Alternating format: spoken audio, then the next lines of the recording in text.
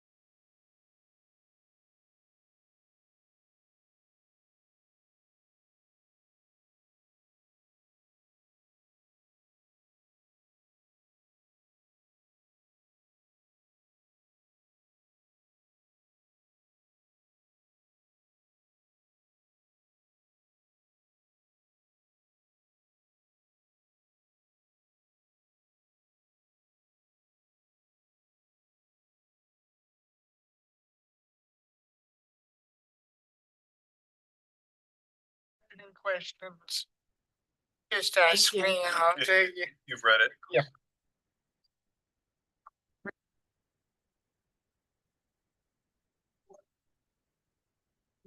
You tell me when, Sammy. Ready? Okay.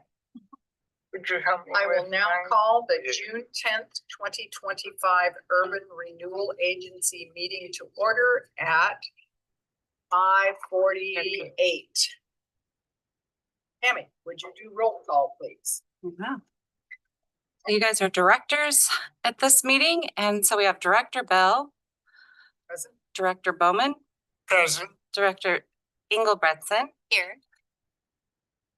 And Lyman is absent. Smith is absent, and then Wells, Here. and then Myers. Here. There's quorum. Much. Is there anyone signed up for public comment? We do not. Business items, we have the budget hearing. Resolution 2025-01-U, a resolution adopting the agency budget for the fiscal year 2025-26, gating expenditures and appropriations. I will now open the public hearing at 5:49. That resolution. Lyman has arrived. Thank you. We have a staff report from Mr. Hanks. Yes, thank you, Mayor.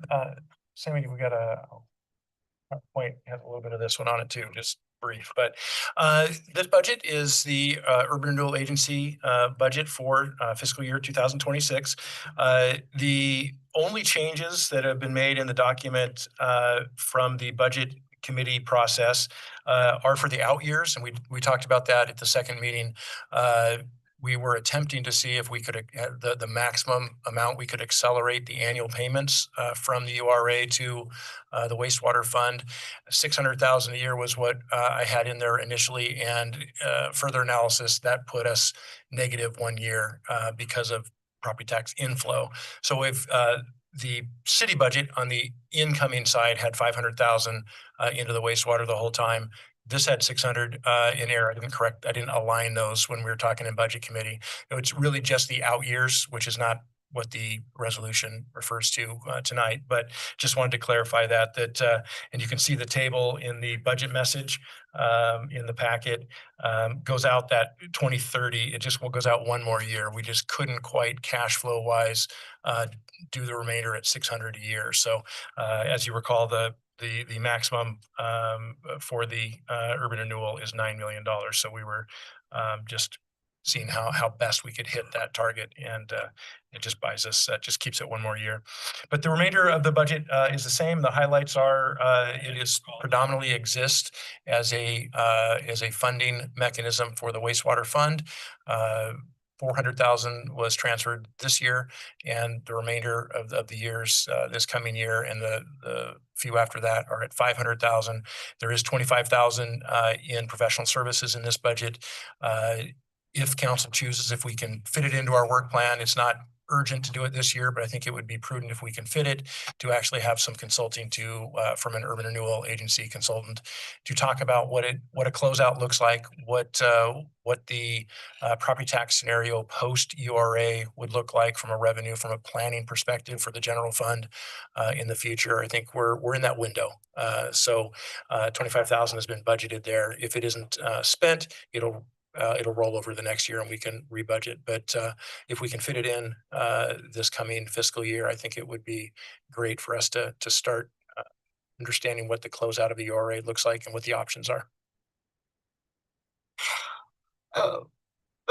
Questions for staff? Before you proceed further, I just want to draw your attention that the television in front of me is turned off, so I can't see the back. Okay, I got you. Thank you. I can't see it. Other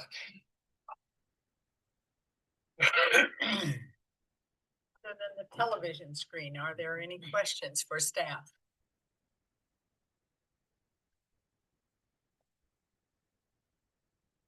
Wait for that to get up.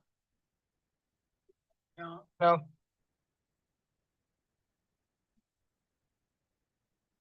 we have any? You guys go ahead. Do we have any written testimony or has anyone signed up to Yeah, go ahead and provide take that. comment? And I can use this. Amy? No written, okay, thank you. I'm sorry, I'm asking you to do several things at once. And Mayor, I did advance the slide and it does have the suggested language for the motion. Okay. If that's helpful to If- council. If it is helpful for the group, I can simply turn around. If we Yeah. can't get that up, that may be the most prudent thing. Counselor Wells? Yeah, I do have a Director question, Wells. and I'm Director, Counselor.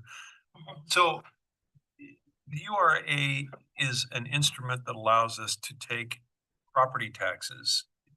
I may be oversimplifying it. Part of the property taxes that we here in Coburg pay to help bolster the fund for the wastewater treatment plant is. Yeah, in a very boiled down version. So Right. the boundary, it's a very specific boundary. There are Oregon revised statutes that limit the circumstances and the conditions by which that can be done.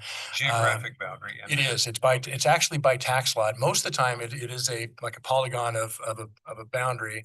In this case, in Coburg's case, it is actually tax lot specific. And the reason that is to meet the definition of blight, which is a requirement of urban renewal. Wastewater, the lack of a functioning municipal wastewater system was the blight. Okay. And those properties did not have a functioning wastewater system. So that's the linkage, the definition of blight by virtue of lacking a wastewater system is the linkage that allows the URA to fund the fix to the blight, which was the debt service for the wastewater plant. The URA, the funds into the URA are property taxes. Right, it's an increment, it's a property tax increment of those, so it freezes the property taxes for those parcels for that period and uses the increment that that those would generate and pulls it aside. And Lane County pulls that aside. And then you'll see that on your property tax bill. You'll have a city of Coburg. You'll also have a URA, so it's a separate line on the property tax bills. Is that geographic boundary? I'm sorry to belabor this, but is the geographic boundary most of Coburg? No, it is the commercial industrial area primarily, and it's I don't know, 15 to 20 parcels, larger parcels, but mostly around Roberts Road industrial area there. They didn't have a functioning wastewater system before? The whole we city put- did not. Huh, I'll be darned. None of the city did. And so this was one of the debt service instruments. This is one of the funding mechanisms. And it was generated specifically to provide, kind of the economic development kind of arm, the residential pays for it in rate, everybody pays for it in rates. Additionally, there was economic benefit, to solve the kind of the blight issue to provide them, because they couldn't expand, they couldn't build, they couldn't develop. And this solved that issue. Thank you. Any further questions for staff? We have no testimony. I will close this public meeting at 5:56. Is there any further discussion? None? I will entertain a motion, and the motion is up on the screen if you can see it. It's also in our packets. I failed to include on this one, the first part of listing the resolution name and number. So if you move to adopt resolution, All then the right. rest of it holds true. That Resolution. would be resolution 2025-01U, a resolution adopting the Urban Renewal Agency budget for fiscal year 2025-26, creating expenditures and appropriations. So the full motion is preferred for the taxing issues, but just adding the resolution number at the beginning of that. Did you not make a motion, Mayor Bell? No, Oh, you're just reading it? I'm just reading it. Thank you. You do it. Move to adopt the Coburg Urban Renewal Agency 2025-26 fiscal year budget, in the amount of $750,067, and approve a request for the Coburg urban renewal agency plan area for a maximum amount of revenue that may be raised by dividing the taxes under section 1C, article 9 of the Oregon Constitution and ORS chapter 457. In addition, just moving to adopt resolution 2025-01-U. The resolution adopting the agency budget for fiscal year 2025-26, creating expenditures and appropriations. We have a motion by Director Wells. Do I have a second? Second. Have a second by Counselor Director Bauman. I'm no better than anyone else here. To approve resolution 2025-01-U, a resolution adopting the Urban Renewal Agency budget for fiscal year 2025-26, creating expenditures and appropriations.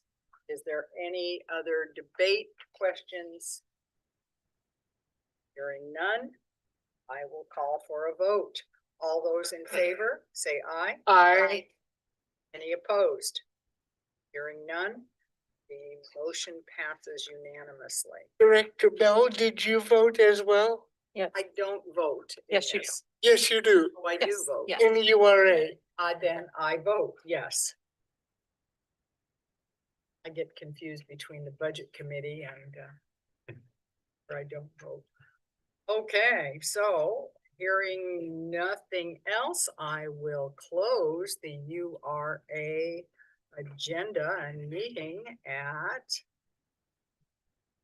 Oh, wait a minute, we have the financial report by Mr. Hanks. Yeah, that's just for reference. That is the most recent month's financial report of this current year, because the URA doesn't meet too often, twice a year typically. We just insert the most recent month. For your reference, it's a relatively straightforward set of financials. And then I think the final thing on the agenda is actually approval of the prior URA meeting minutes. But I'll just, if there's any questions on the financial report, I answer those, but that's mostly just for reference. As I recall, the largest expenditure is the audit. Right. Yep. And it's a component. So there's a separate piece, and that's starting to vary. There's a debate in the audit world about whether separate agency component unit or the main city about what kind of an audit it has to go through. So this year that we finished was the same as in the past, but it may look different next year. And usually different doesn't mean less expensive, but we'll see. We'll see. But there's some legal changes to these separate, because it is a distinct separate entity. And now we need to look at the February 11th, 2025 URA meeting minutes. Are there any questions or edits to those minutes? None. I will entertain a motion. Director Bell, I move to approve the minutes of the URA meeting that took place on February 11th, 2025 as presented. I have a motion by Director Bauman. Do I have a second? Second that. I have a second by Director Engelbretson. Is there any debate? Director Lehman. I may be missing the minutes. I'm thinking of another minutes. But it's coming later. No. Okay, all right. So no debate. I will call for a vote. All those in favor say aye. Aye. Aye. Any opposed? Hearing none, the motion passes unanimously. At this point, I will adjourn the URA meeting at 6:02. Very much. It's always one of our quickest meetings. Soon. Another 6. Tried to make it shorter, but. At this time, I will call the June 10th City Council meeting to order at 6:02. Tonight's meeting is being recorded and live streamed. Okay, counselors, please make sure that your microphone is on and that you are speaking into the mic so that the recording is clear. At this point, we'll have the Pledge of Allegiance. So please join me in the Pledge of Allegiance. Counselor Lehman, would you like to lead the pledge tonight? Pledge allegiance To the flag of the United States of America and to the republic which it stands, one nation under God, indivisible, with liberty and justice for all. Much. Tammy, would you do roll call, please? Yes, Mayor Bell. Here. Counselors Bowman, Present. Engelbretson. Here. Lyman. Smith is absent. Wells Here. and Myers. Here. There is a quorum. Thank you very much. Mayor's comments is the next item on the agenda. I want to start out by saying thank you. Thank you all for reading the packet and coming prepared. That makes our meetings go much more smoothly. I also want to say, and I think I said it last time, and I'll probably say it every meeting, we have a lot of work to do. And in order to get that done, it is incumbent that everybody reads their packets and comes prepared. It also is getting to the point that we need to evaluate how many meetings we have a month. We may not be able to get in the volume and to keep those packets a little bit smaller in one meeting a month. So I want you to just think about doing 2 meetings a month. We often do at this point, do 2 meetings a month with work sessions or special meetings called. So just kind of put that in there and think about that. It will be a decision of the group, but it will allow us, another option would be to start the meetings earlier, which is a problem for those of you that are still working in the workforce. That would allow us, as you recall, last meeting, we sort of had to wrap it up quickly and we didn't have time to really fully discuss some of the issues or get through the administrative report, which had a lot of information in it that was a bit controversial. So just want you to think about those things. They will come up and we will certainly discuss them, but that in your head. So that's really all I have to make you think about. I've been doing a lot of walking around the city and seeing all of the beautiful work that is being done by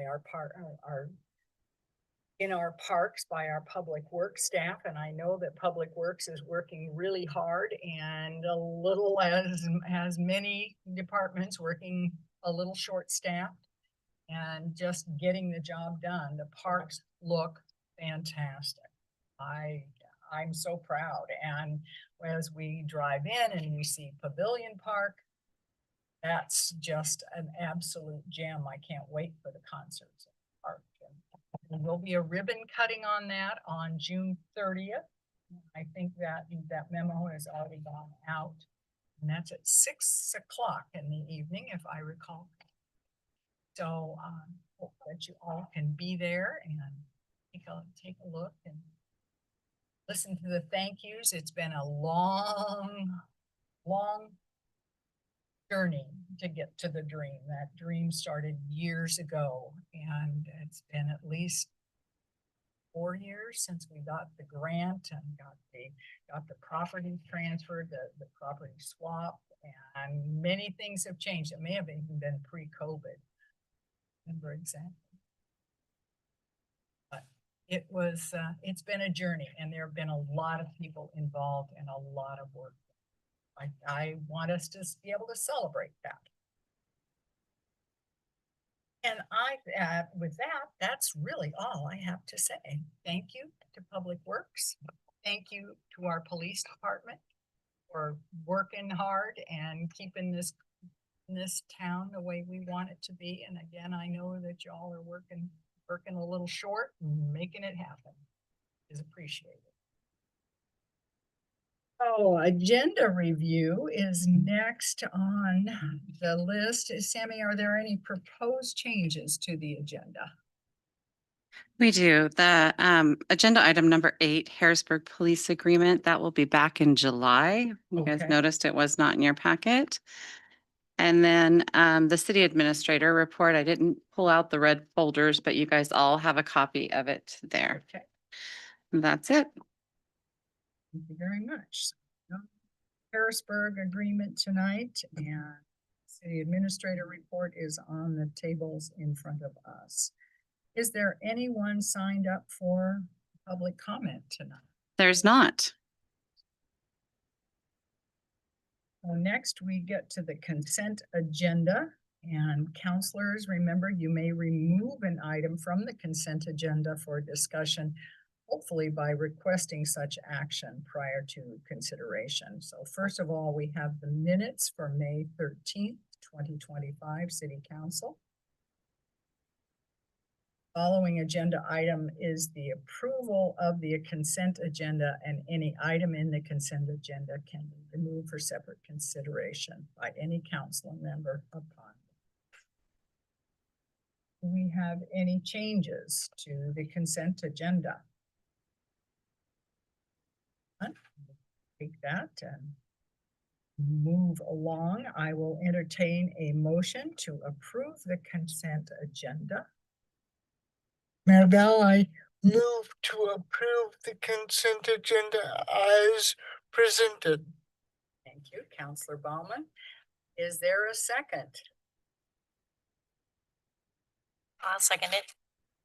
We have a motion by Counselor Bowman and a second by Counselor Engebretson to approve the consent agenda without, as presented. All those in favor? Discussion? There could have been. Oh, I thought after you have the motion second, then you have the discussion. You have to pull it off of consent. So I think that was the process of Right. up to the mayor. Did you have a change that you wanted to Comment. comment? Okay. Okay, so I know it's a fine line on doing minutes, whether you're getting all encompassing and getting really lengthy or just getting real minimal, but I did want to say that under the Well House Stallings Lane bid award, we had a really robust discussion about that, lasted about 30 minutes. And the minutes really doesn't reflect, I think, adequately all the discussion we had there. This was where we had the $700,000 surprise, so to speak, with the not necessarily a cost overrun. So it was clarified that it wasn't necessarily a cost overrun, but it was more a miscommunication between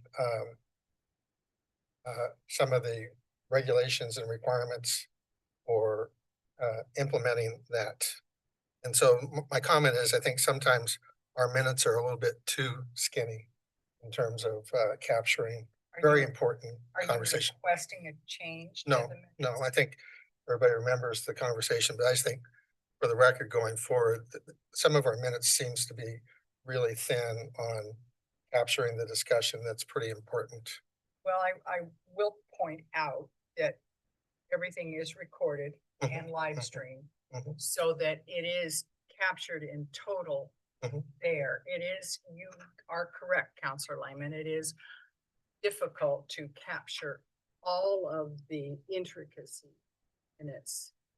So does anyone else have anything that they would like to add to that? I mean, I would tend to agree, but I recognize the lengthy amount of time that Madison Malcolm puts into recording the minutes.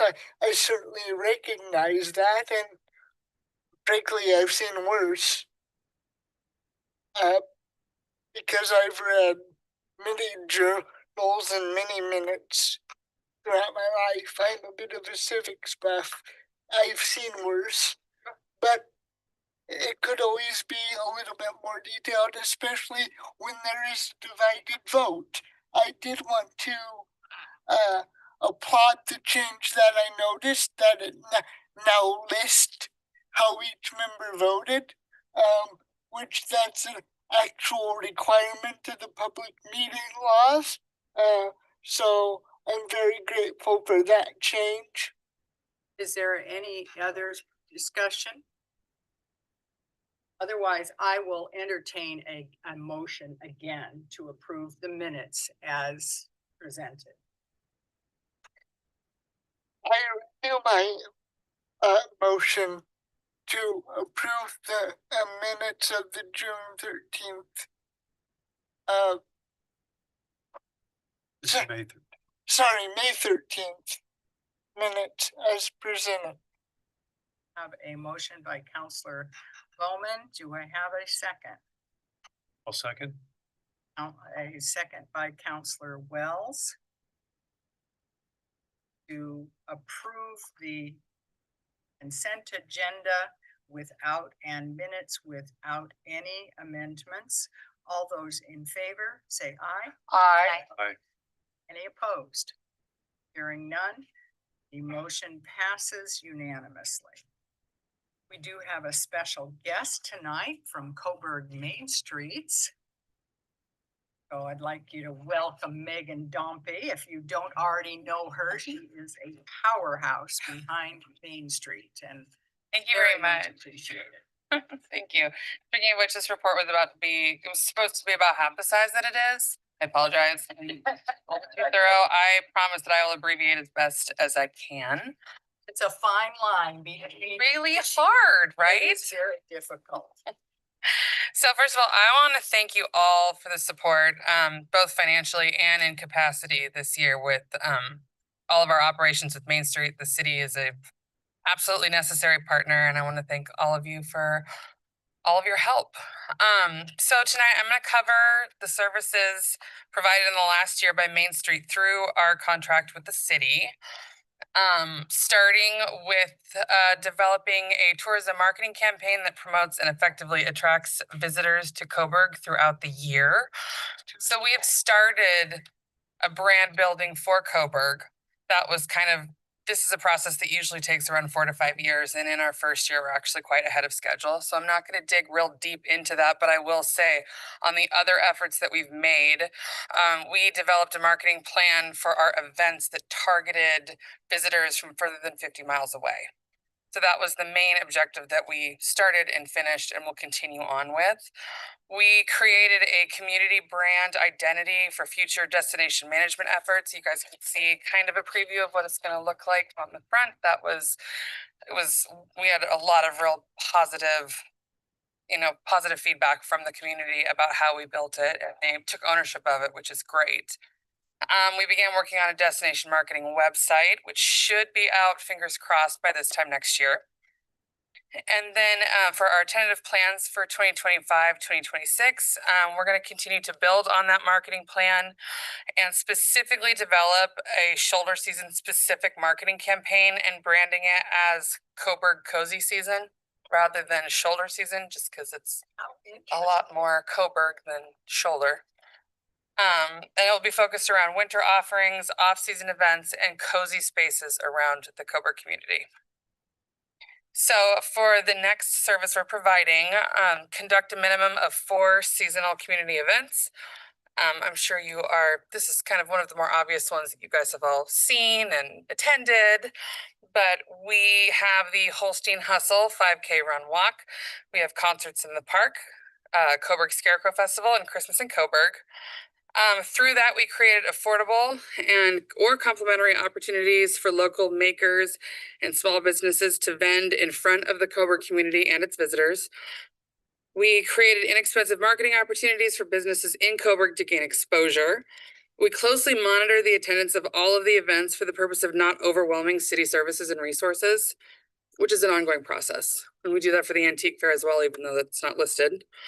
We work directly with City of Coburg on logistics of all public events to make sure plans align with capacity of public services.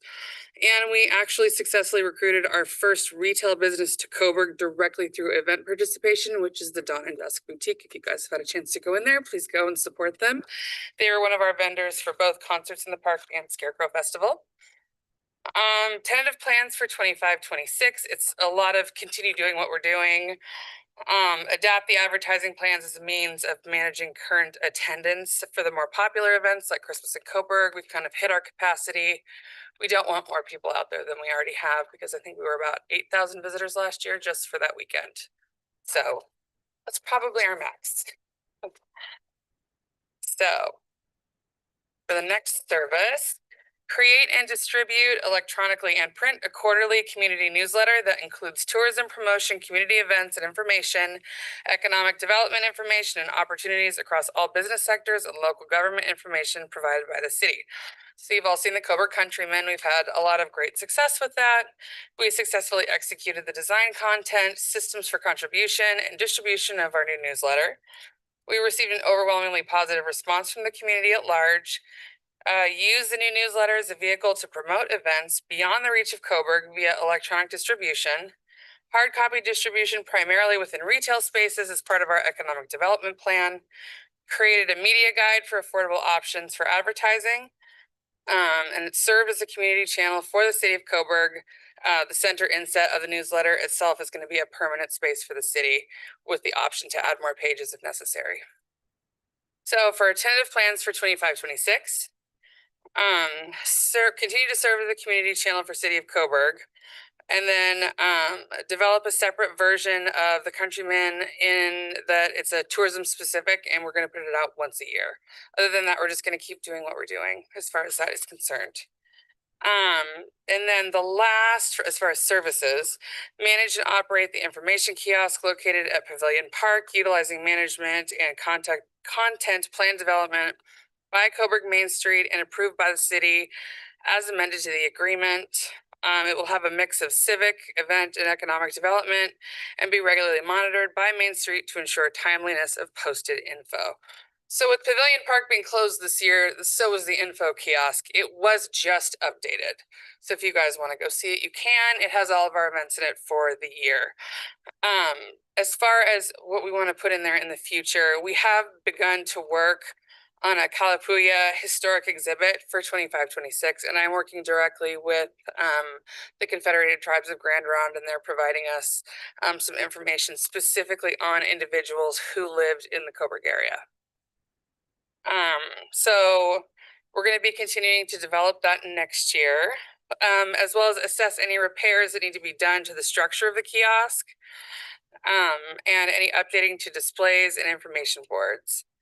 And then we want to add some permanent wayfinding signage to the kiosk in collaboration with the city of Coburg and our downtown businesses. Yep. So that is for the services that we provide. It's a lot. It's a lot, yes. But it was also, my job is very fun, so no complaining here. As far as the use of the facilities, this is going to look really similar to the intention of use that you guys all saw last fall. We used it as intended for the most part. A few things that I've added to here is how many events that we had of each different categories listed. The kitchen renovation is 95% done. We have a little bit of work left just as far as just some finished carpentry and things like that that we're going to get done by this fall. As far as Main Street uses, it is in addition to what we listed, it was also the location of the Harvest Party, location of the Coburg Holiday Market during Christmas in Coburg. And then it was also just used as one of the 2 locations for the Oregon Heritage Commission quarterly meeting. They had the meeting here, then they were able to go over and I had a historic display set up and they had lunch. Wonderful. And then tentative plans for 25-26. We would like to turn part of the hall into a permanent, semi-permanent visitor center.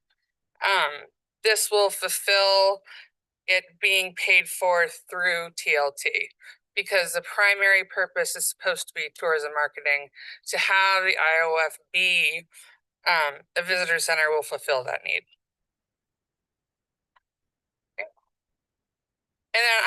last page, additional notes and points of information. Just things you guys might want to look at as far as financials, regional impact and representation, additional community impact, and additional collaboration with City of Coburg outside of contract. This is all that's outside of the contract, but that I wanted to provide to you about Coburg Main Street. And then I look at 2025, 2026. So, yeah. Anybody have any questions for me? No? Questions? Come up Oh, with one. Yeah. I think you have a board of directors now? I do. Of city Yes. members, is that right? We've Yeah. had one, yes. Are you finding that you have enough people that are? We do. We have enough people. We're always looking at capacity. Capacity audits are a big part of Coburg Main Street because we're growing really fast and we don't want to stop growing. So, and make sure that everything we're doing is in line with Coburg community and its needs. So, yeah, board has been great with that. Anything else?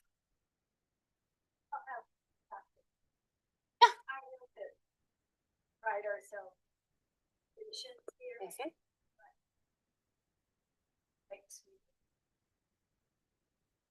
So there is a history with the Countryman. I will take note of that for sure. Thank you, and thank you for bringing that up.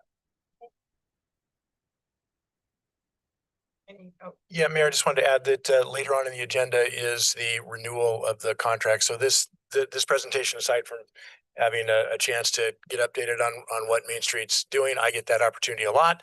We work together quite a bit, so I know what's going on. But the kind of the system of the plan is it's an annual contract, and part of that contract is a once-a-year report. It didn't specify in year one whether it be a written or oral report. I think this is a great start to having kind of a more standard written reporting along with kind of this sort of a narrative. And then later on in the down at the bottom of the agenda is an addendum for renewal of the contract for the next year. By the way the agendas work, it got separated out between the top of the meeting and the bottom of the meeting. So You can probably remember. yeah, that one. just to connect the dots for later. I hope, anyway. On that note, knowing you're gonna be talking about it later, does anybody have any questions? Okay, I think you've done a Great. fantastic job. thank you. Thank you so much. And thank you for Really. all your support. I appreciate the city so much. You're welcome. Thank you. Okay, at this point, we have the second reading of ordinance A 27257. An ordinance establishing a parks and public open space maintenance support fee. Council held the first reading and public hearing at the May 13th, 2025 meeting. Is there anything that staff would like to add? No, this is just to set the stage. There are two related agenda items. This is, as the mayor said, the second reading of the ordinance. The discussion of setting the actual fee is next on the list. There are no changes to the ordinance from first reading to second reading, other than I had transposed a number that Sammy gave me on the ordinance number. I think I had in the first reading, it was 275. It's 257. 275. So that got corrected, but all other elements of the ordinance that establishes and sets some of the overarching regulatory construct for the fee remains the same from first reading. Verification. I will entertain a motion.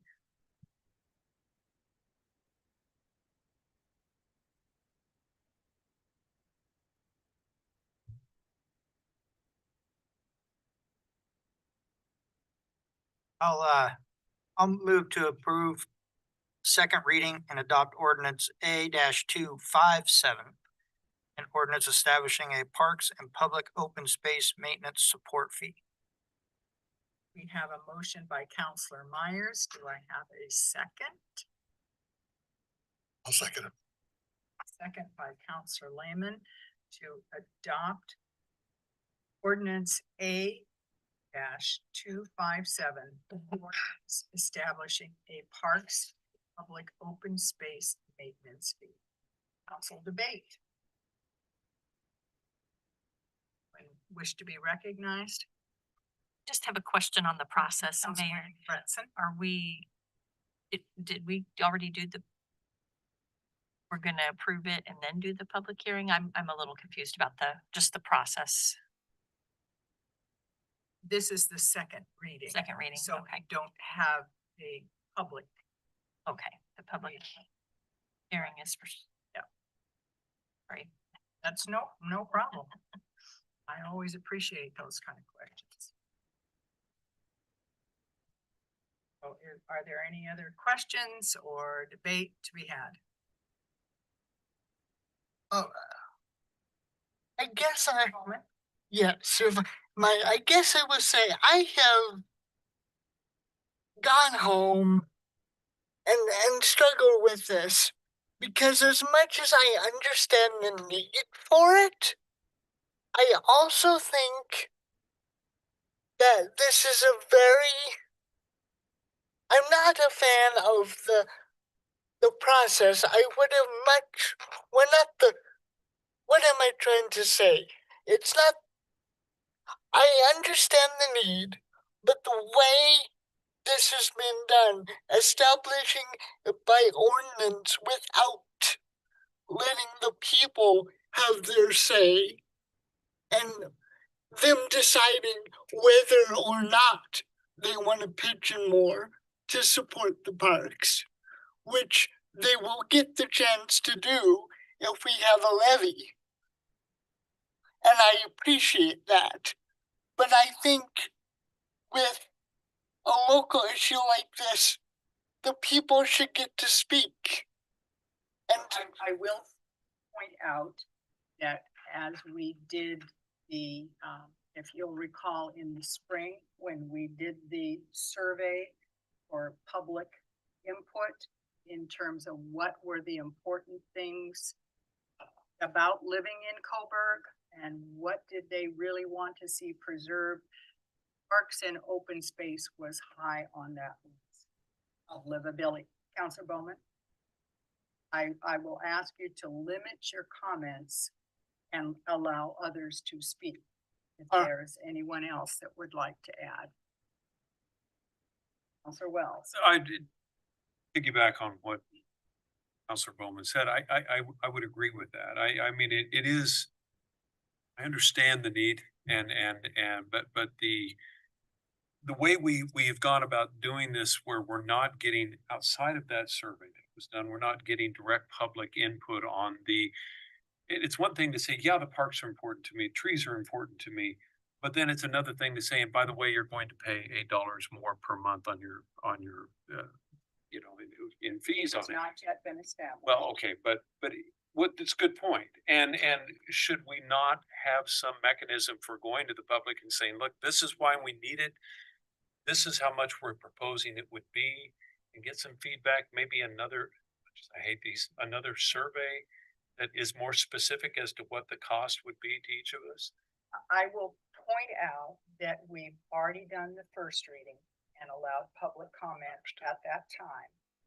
And this did pass, you all voted for the pass. So now we're in the second reading. There's a reason why there's more than one reading, right? That is true, and that has been published. It has been, people have been asked to provide their input. Also gives us an opportunity, does it not, to think this through further? It does. And I think that's where I was coming from, Mayor Bell. So we, at this point, have a motion by Councilor Myers and a second by Councilor Lehman to adopt the ordinance now in the debate. And so we're debating. And then after the debate, we'll call for a vote. Is there anything, Councilor Bowman, would you like to say anything else if no one else has, because we do need to take turns, just like in kindergarten. I won't deprive anybody else of the right to speak, of course, if they wish to go. I would say that appreciate the point you made that the survey is not analogous to a formal mandate from the voters, though. Those two things are not analogous, both as a matter of law and as a matter of civic I principle. understand what you're saying. Counselor Lehman? So we're just approving the existence of a fee. We haven't established what the fee might be. That And is just, correct. and just the recollection, did the $5 fee come from budget subcommittee, parks committee? It came, Mr. Hanks? would you Yeah, like- I can recap a little bit of it, and I don't want to get too far into your deliberations, but maybe cherry picking a few points. You know, a local option levy, you know, going backwards, it's originated in I think September of last year with the decision to create a revenue option subcommittee of council. That subcommittee has met 5 or 6 times. The first set was on utilities. That was phase 1 of the 3. So there was a charge. There's 3 phases of that charge that council agreed to for that subcommittee. First was utilities. The second was general fund mechanisms and tools.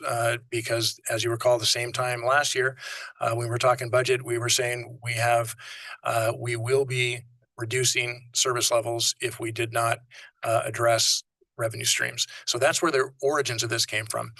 The conversation of the subcommittee and a little bit in some of the more broad meetings that we had here, that we went over the distinction between user fees and local option levies, and this conversation can be seen throughout the state. This exact debate, this exact issue, and it's not wrong. The challenge is user fees set, and established by council, who are elected officials, elected by the community to make decisions, versus having something go directly to the vote of the people. And the mechanism, for this particular fee, I think the reason that the local options levy and I don't want to speak for the subcommittee, but from a staff perspective, and I think from the subcommittee, local options levy costs a lot to put out, takes longer to do. And if we are, as is in the staff report, the parks and open space fee is really designed to reduce the general fund subsidy on parks operations. It's not to pay for it all with this fee. Right now, we'll get to that fee conversation a little bit. A local options levy is probably too big of a swing for our parks revenue needs. It's not too big of a swing when we start talking about police services and public safety support. That the size of revenue that would be needed to have a substantial impact is more suited to a local options levy, because you have a lot more cost to establish. You have to pay for. There's just more to it. It can be done and raise a smaller amount of money, but it's typically used for a more substantial revenue need. And I think that's most of the reason why this particular conversation is landed and focused on a user fee. There's some communities, one right next to us, that had that same debate. The public put it on the ballot measure, right? They got enough signatures and put it on the ballot. Delaying, that has impacts, as we talked about during the budget process. It is embedded in the budget, the revenue stream, and disclosed as projected to be in there. Should that be not approved and not have this revenue stream or delayed, we would have to come back and adjust down on the expense side, the budget, and have a conversation about where. That's not a me decision. I provide options. You make the decisions of where those cuts happen. So that's a little context to the fee, and from the in the staff report also is the attempts at outreach that we made. It's not a vote, obviously, but what we did put out was that there's a flyer in here that was what was distributed, put out on social media, posted in several places. There was a conversation, and maybe it should have been more explicit with council about whether we go to the expense of mailing it to every household. That's a conversation we can have as we move forward on fees. If there's a preferred procedure for, ensuring more people see that. But we have it on the city website. We have a dedicated page for it. We have attempted where, short of a ballot measure where people vote, we have tried to put out information about it and being explicit that that it's showing up. And it was discussed 2 meetings of the Park and Tree Committee with a formal recommendation in there in the second time that it was put on their agenda. So, and all those subcommittee agendas and minutes are also publicly noticed. So I get it that our public noticing system is you if you're not really on it, you have to go looking for it. But it is all posted there, and really this has one of my slides when we get to the fee part. Really, and it's a repeat slide from Budget Committee about the flow chart, about the process on revenue conversations, and so I probably have exhausted the value of that slide now, but we'll hit it when we get to that next presentation. But just wanted to recap, I think, hitting everybody's concerns, and again, they're valid. I hear them, and the mayor does too. When we're having when we get information from other cities, it is a battle because there are very few options available to add revenue to general funds, and every city in the state is struggling with what mechanisms to use. So, Hear this at every meeting and at every forum from every mayor.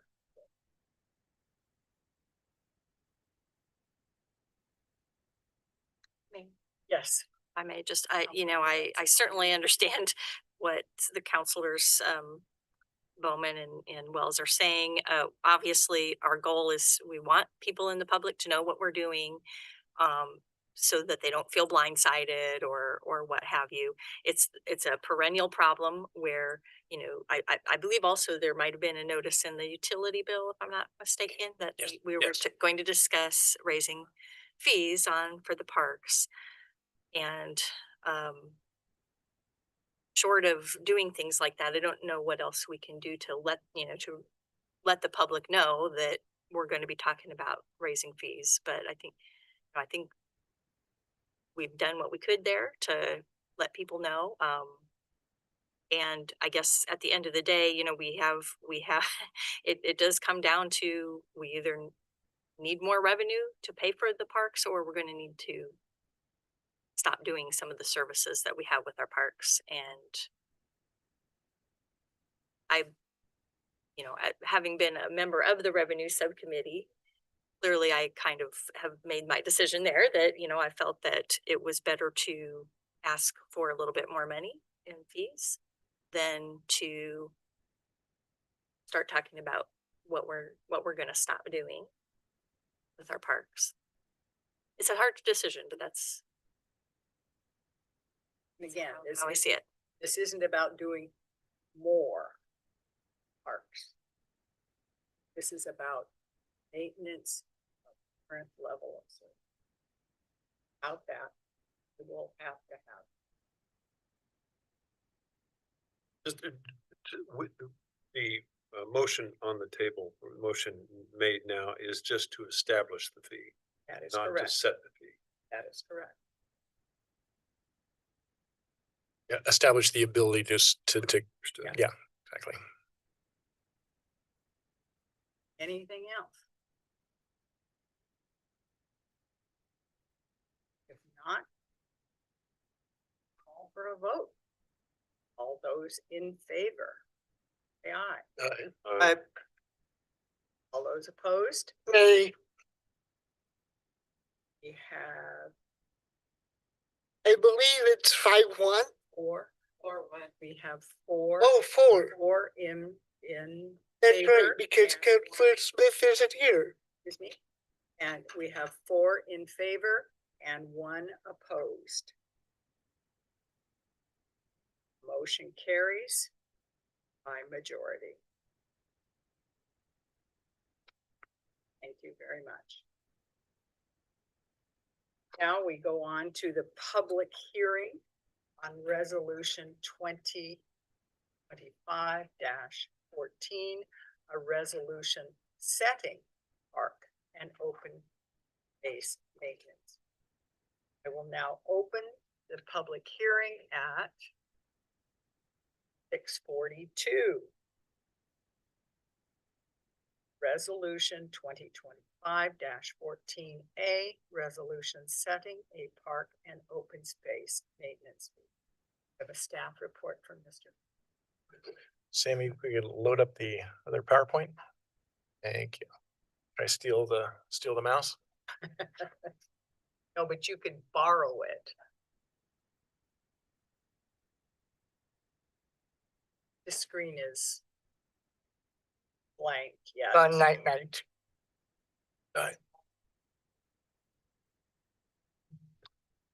I'll go ahead and start, and then we'll get the PowerPoint going.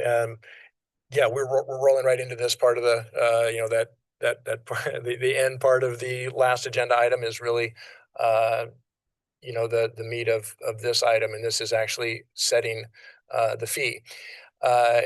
And maybe before I hit that, just reiterate that this is for both public safety and parks is happening throughout the state. It is, like I said, one of the few legal mechanisms that cities have to add revenue to general funds. And some municipalities have had it for years and talk about increasing. Some are establishing them. But there are very few cities throughout the state that don't have one or both of these or in the process of doing that. And it is, I think it's a reality of primarily of the kind of the finally hitting the wall of the property tax system that we operate under. And that is very active. There's a bill that's a very active piece of legislation right now. I think we've talked about it earlier, but it is likely a 4 to 6 year thing in the legislature, but they are setting up some structure to have some things happen between the end of this legislative session and the next legislative session. So that actually is a bit promising. But Representative Nathanson yes, is leading that. correct. Yeah. To evaluate Measure 5 and Measure. Yeah, and it kind of kickstart the ability to have, it's not something probably to be resolved in the next session, but it actually, I think, gives the ability to have something meaningful going into the next session. So yeah, somebody, our local here that's leading that charge. So with that, I'll dive into some of these. This is a slide that I keep showing and survivability, what we're going for with our overall budget. And we'll talk some more about it because we're talking about the overall budget right after this. We need to move from survivability to sustainability and then eventually on to resiliency. And we're teetering, we're really unfortunately a little more in the heart of the survivability part than I was hoping we'd be at this stage. But it does take, none of these things change quickly. It is a game of endurance. So survivability onto sustainability, and that really is having these hard conversations about matching up revenue streams to the services that are provided and looking at what mechanisms you used and what nexus you have between those revenues, who pays them, how are they paid, is it equal or is it equitable? Those sometimes are the same, sometimes they're not. And what level of subsidy is the city accepting of the services provided? And the general fund is designed to have many, many services be subsidized by general revenues. That's why it's called the general fund. But what is happening across the state is many cities now are creating these these dedicated funds within the general fund. They're still general fund revenues, but legislatively, locally, they'll attach and limit the utilization of certain fees, just as we're talking about tonight, and I'll go through that, about what they can be used for, to actually try and address some of the things that I think are coming up is, wow, there's more, we need more money from the public, and we want assurances that it's being used for something, that is definable and containable and accountable. So that's our first thing.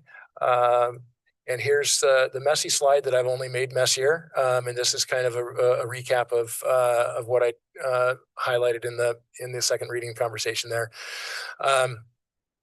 check marks are what has been accomplished, which is, I think, I combined two words, fabulous. And I circled where we are now. That is, we are, well, if we are teetering between those, maybe it was optimistic. We have a proposal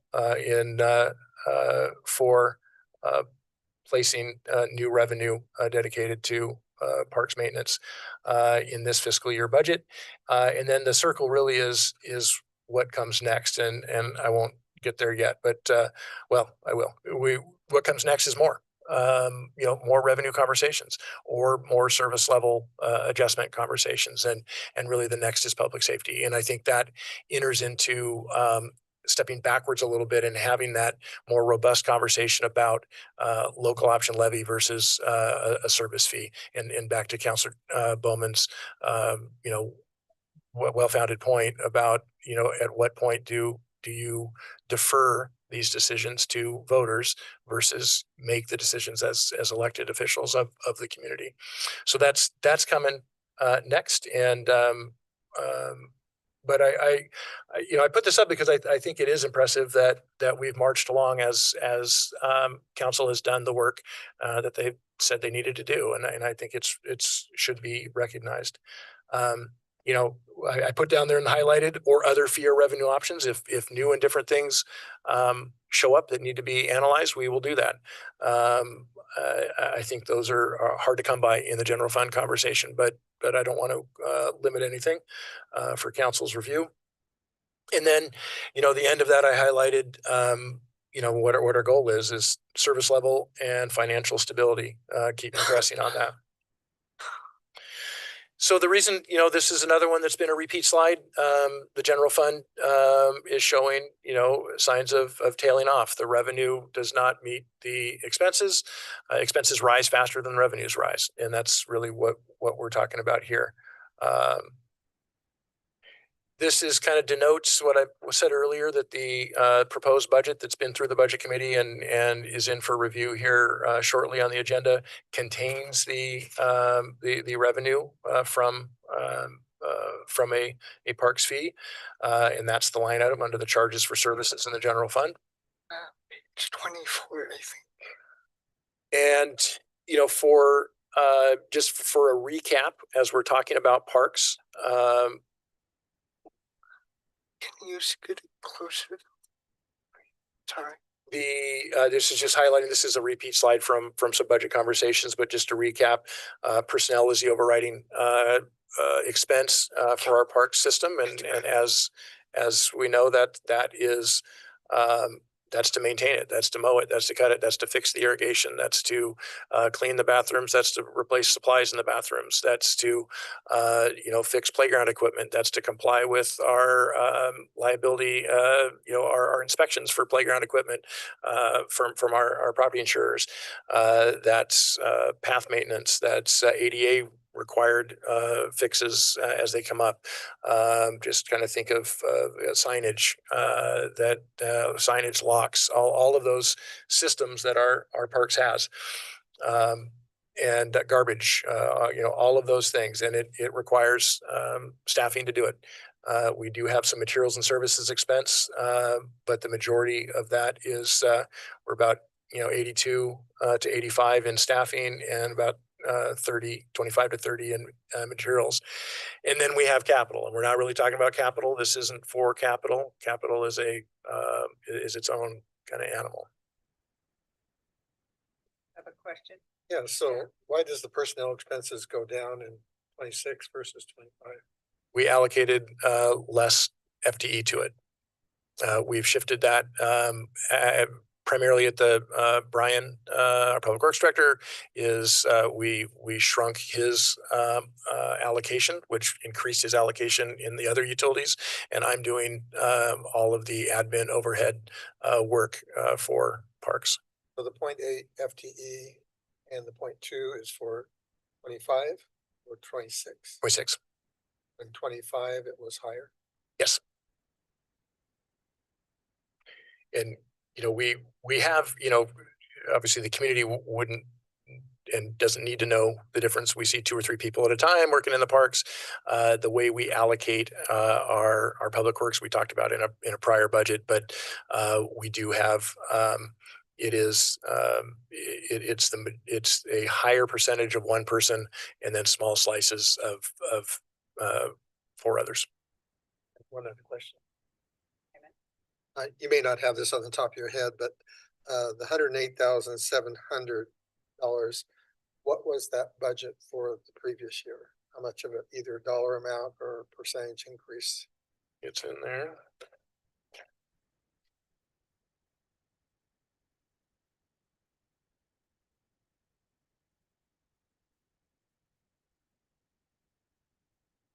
I don't have the budgeted number. I have our estimated end of fiscal year actuals, which is similar but not quite the same thing. We have 97.3 in personnel and 29.5 in materials and services. That's a higher figure than the 108,700. Correct. So this coming year budget is less than the previous year. For parks, yes. That's part of that personnel that. Yes. Okay. And so we've done some changes to our supplier, the supplier we use for all facilities, which we're hoping reduces costs a little bit. But we do have we have another building. We have a restroom that we didn't have, so we're still. But it's been closed primarily, so it'll be open all the time. We've had some vandalism that has caused expenses that we haven't accounted for. And again, these are actuals, not budget. I'd have to look and see how close we were to target on budget. Obviously, vandalism, I guess we need to budget for. We haven't budgeted for. We have some needs beyond this that is. I think I've talked about it before. We also, these things that we're talking about is a very, very basic cost allocation. Parks does not pay for water. That shouldn't be the case. Parks needs to pay at least a wholesale rate for water. The water utility should not be giving away its product.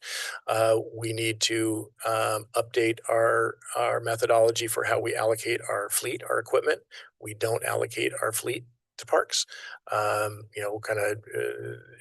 It's not de minimis. It might, compared to the rest, it's de minimis, but we don't allocate that. We have a real shortage or a real aged equipment. It's a lot of small equipment. It's not large, expensive stuff, but we have a lot that's deferred. So what we're talking about with the 108 is really the bare bones. And this is for parks only, not for rights of way, right? Our storm drains and our other things are part of the street fund and rights of way.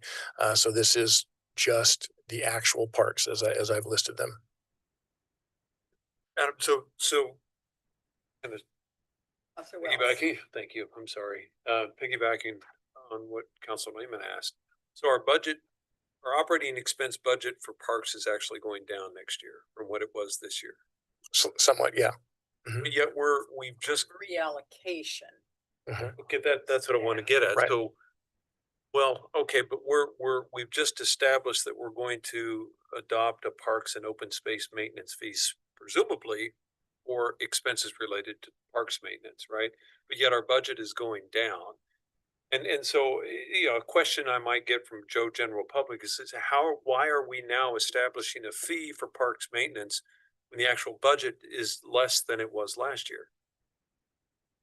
Am I mixing and matching here, or is it because we're taking some of the money from that parks and maintenance fee, assuming that we have voted that into place tonight, and we're allocating some of the money that would have otherwise gone to parks and maintenance to the general fund? So All the parks and maintenance is in the general fund.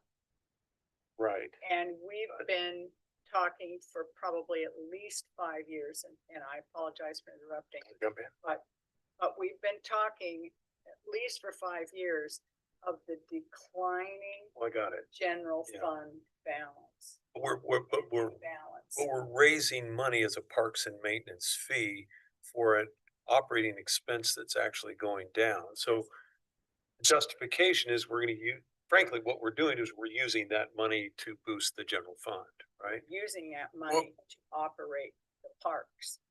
Yes to both, yes to all, right? So you're not wrong. Any revenue that is that is dedicated to anything in the general fund puts revenue in the general fund. Planning fees, building department fees, court fines, and then all of that is general fund revenue. So anything that goes up helps the general fund. And then the council decides, because it's general, how that's allocated. They're not, very few are restricted. What we're doing, if we back up far enough, what we're doing here, yes, a year to year, we are scrimping. We're scrimping everywhere. Everywhere had to go down. So we scrimped everywhere. But what the more of the theory part that council, maybe I should have done a better setup, is every service that we have, the conversation really has to be how much general fund money should subsidize each of our services. Sure. And I think this is the kind of the first one we're wrestling with. Planning has some level of fees that reduce the general fund subsidy charges for services for their particular activities, building and land use. Municipal courts, same thing, right? And PD a little bit with the Harrisburg revenue, right? So what we're talking about here really is, in further on in the slides and in the PowerPoint, is what is the appropriate amount of a fee to the citizenry directly to pay for that service, that set of services. And the target really, with this, when we get to the dollars, 5 to 7, that the 108,000 will go up. That will not stay that way every year, right? It'll go up 15 to 20,000 a year. Yes, I'm not, and I don't want to belabor this, but I'm talking optics here. I mean, if we're establishing a fund for parks maintenance for a budget that's actually operating expense budget that's actually going down. I mean, I'm Joe Citizen. I'm saying, well, why are we raising money for something that's actually we're doing pretty well on, right? We're not doing well, so it's not going to be. It'll never be less. I'm sorry. Go ahead. Something. But it's a good question, and I think the way I would put it, I guess, is yeah, we did a lot of work to try to minimize the amount of money we're spending overall. And so yes, the budget went down because of the work that the staff did to find ways to reduce costs. That still doesn't solve our revenue problem. We still have our general fund, Well, I guess, it's still in trouble. Would it not be better just to label this parks and maintenance fee as a general fund maintenance fee? I mean, it's not specific. I don't, yeah, the other thing is though, It will be Because- reserved. if I may, Take money down, but have otherwise gone there. It will sit reallocate. in the general fund. As I get Mr. Hank says, it sits in there. So when we see general fund balance would increase by slightly. But this money will be, for want of a better word, restricted for use for parks and open. So that we can use money that was otherwise allocated to other parts of the general fund. Yep. Yeah, sort of. No, not sort of. Absolutely, Okay. because All right. all revenue does that. Any revenue that we have has that same effect. Any new revenue, because if it's dedicated for something that was paid for by unrestricted or unregulated general fund dollars, that opens up that dollar for Somewhere else. redistribution, Yeah. right, within the general fund. So it is, and I understand what you're saying. And Mayor and I just had a conversation last week. There is a city that did exactly what you said, and just said, hey, we're not going to worry about, taking a fee and associating it with a program or a service. It's very much not the norm statewide, but that, and just saying, hey, this is basically a fee. I think it has some different That's what we're legal. doing. I think it has some different legal. I don't think it is. I think it has an effect of what you're saying. I don't disagree with that at all. But we clearly legally, from a fee versus a tax versus what this is as an instrument, is a charge for service because it's allocated to a service we provide. And really, the conversation is how much of the total cost of that service should be paid for by a fee versus the remainder paid for by the general fund. And building and planning is a kind of a classic example. Building is typically 100% paid for by fees. Planning, the planning side of building and planning, community development departments, the planning side is typically more like a 50-50 split or a 70-30 split, because it is recognized that overall long-range planning, comp plans, the larger planning program is generally beneficial to all and should be, general fund revenue should pay for that. So the customer, the user, shouldn't necessarily pay for that. It's a challenging one to wrestle with, and no arguments at all from my spot. It's what I'm trying to provide are legal mechanisms that also accomplish what I think helps some of that optics by saying we will track this and make sure that the fee that is being charged is going to the place that we're dedicating it to. A different approach could be what you're describing as saying, scrap that, do a fee. I think it has some legal question marks. I wouldn't propose doing that tonight without any chance to have some legal conversation. But it is a different possible approach. I think you then have different optics. Oh, it's just another slush fund. What is it for? I don't know. So it's tough. Counselor Lehman. I didn't realize our parks had rabbit holes that we've been going down. We probably do. Yeah. Nutria holes. So we're down $13,100 or roughly 12% in our budget for this coming year compared to last year. But it's basically a reallocation of FTE. The services will remain the same, if not growing higher. I think the key part, though, is that 13,100 or 12% still stays in the general fund, or was it reallocated to a different fund? No, always stays in the general fund. Okay. So always, right? General fund is general fund, unless you specifically approved interfund loans. As long as it stays in the general fund, I think Right. we're good to vote this fee and realize that our services will remain the same or greater. It's just an allocation of FTE. And when we talk budget, the next agenda item, there's a slide on some personnel that shows why unless we reduce service levels, the number that we're talking about, the 108, will never be that low, right? And we also have land for a new park that would require new maintenance. We have things that I've said that we haven't accounted for in the 108 that need to be accounted for as a legitimate parks expense rather than a streets expense, water expense, wastewater expense. We need to fully account for this particular program. We're close, but we haven't accounted for everything, and we have deferred. We have a lot of deferred maintenance. We have a lot of things that Park and Tree asks about that we cannot do. This is a base level, the industry, the private landscape industry of the mow and blow. This is not that. It's more than that. We do bathroom cleaning. We do a lot more stuff, but it is the baseline. So I think it's actually a really good year to have this conversation with, because that is the absolute lowest baseline for the labor service level we have. Want to keep rolling? Okay. So on to the fee itself, established and authorized by ordinance, which council just finished a few minutes ago. The fee amount is set by the resolution we're talking about tonight. The initial revenue subcommittee recommended a $5 a month, and that was based on, at least that was a starter kit from a staff perspective as well. I think we've had general fund challenges, a number of them unrelated or indirectly related, I guess. The revenue, I'll back up. The revenue subcommittee also discussed concurrently a $2 increase to the tree fee. And again, that was something that we were looking at the charge of that subcommittee was to look at a variety of fees. Utilities were first. The short-term direct user fees were the middle chunk, and then the next one is all the local option levy, the bigger, meatier diesel tax, all those other things.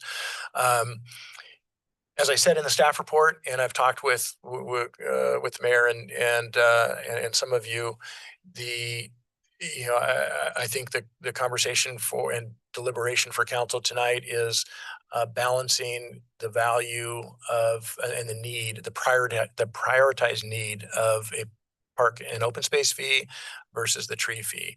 And I think it's still a smart thing. At some point, we have needs for our street trees. They're large, near end of life trees, many of them.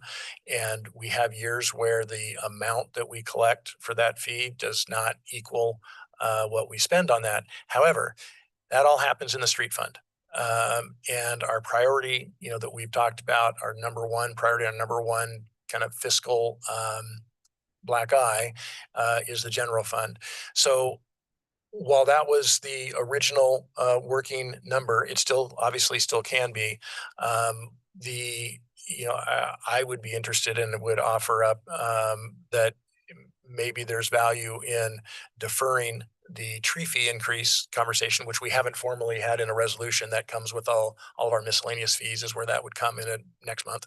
And maybe the idea of deferring that for a year and revisiting that.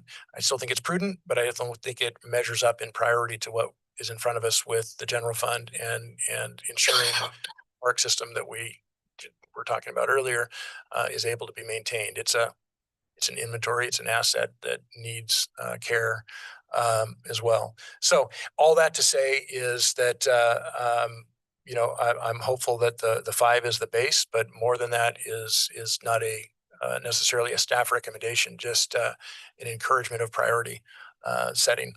So the fee, as we've talked about, other fees includes a CPI indexing, so it moves with the economies. It doesn't totally keep up with the total expenses that we see for personnel and otherwise, but it gives it a fighting chance to not need to be completely reevaluated each year. That is a pretty common approach. To be able to forecast and maintain a fee that keeps pace with what it was intended to do. The idea being that if we are short term, say that this fee is 40% of the total operating cost of the parks, but over time we have to increase that because of new parks, new requirements, new needs, new expenses, and that declines. This at least kind of buffers that decline. It gives it a chance to generally keep up. Getting to that, I think right now that $5 is equivalent to 38 to 40% of the operating budget, kind of our lowest baseline budget.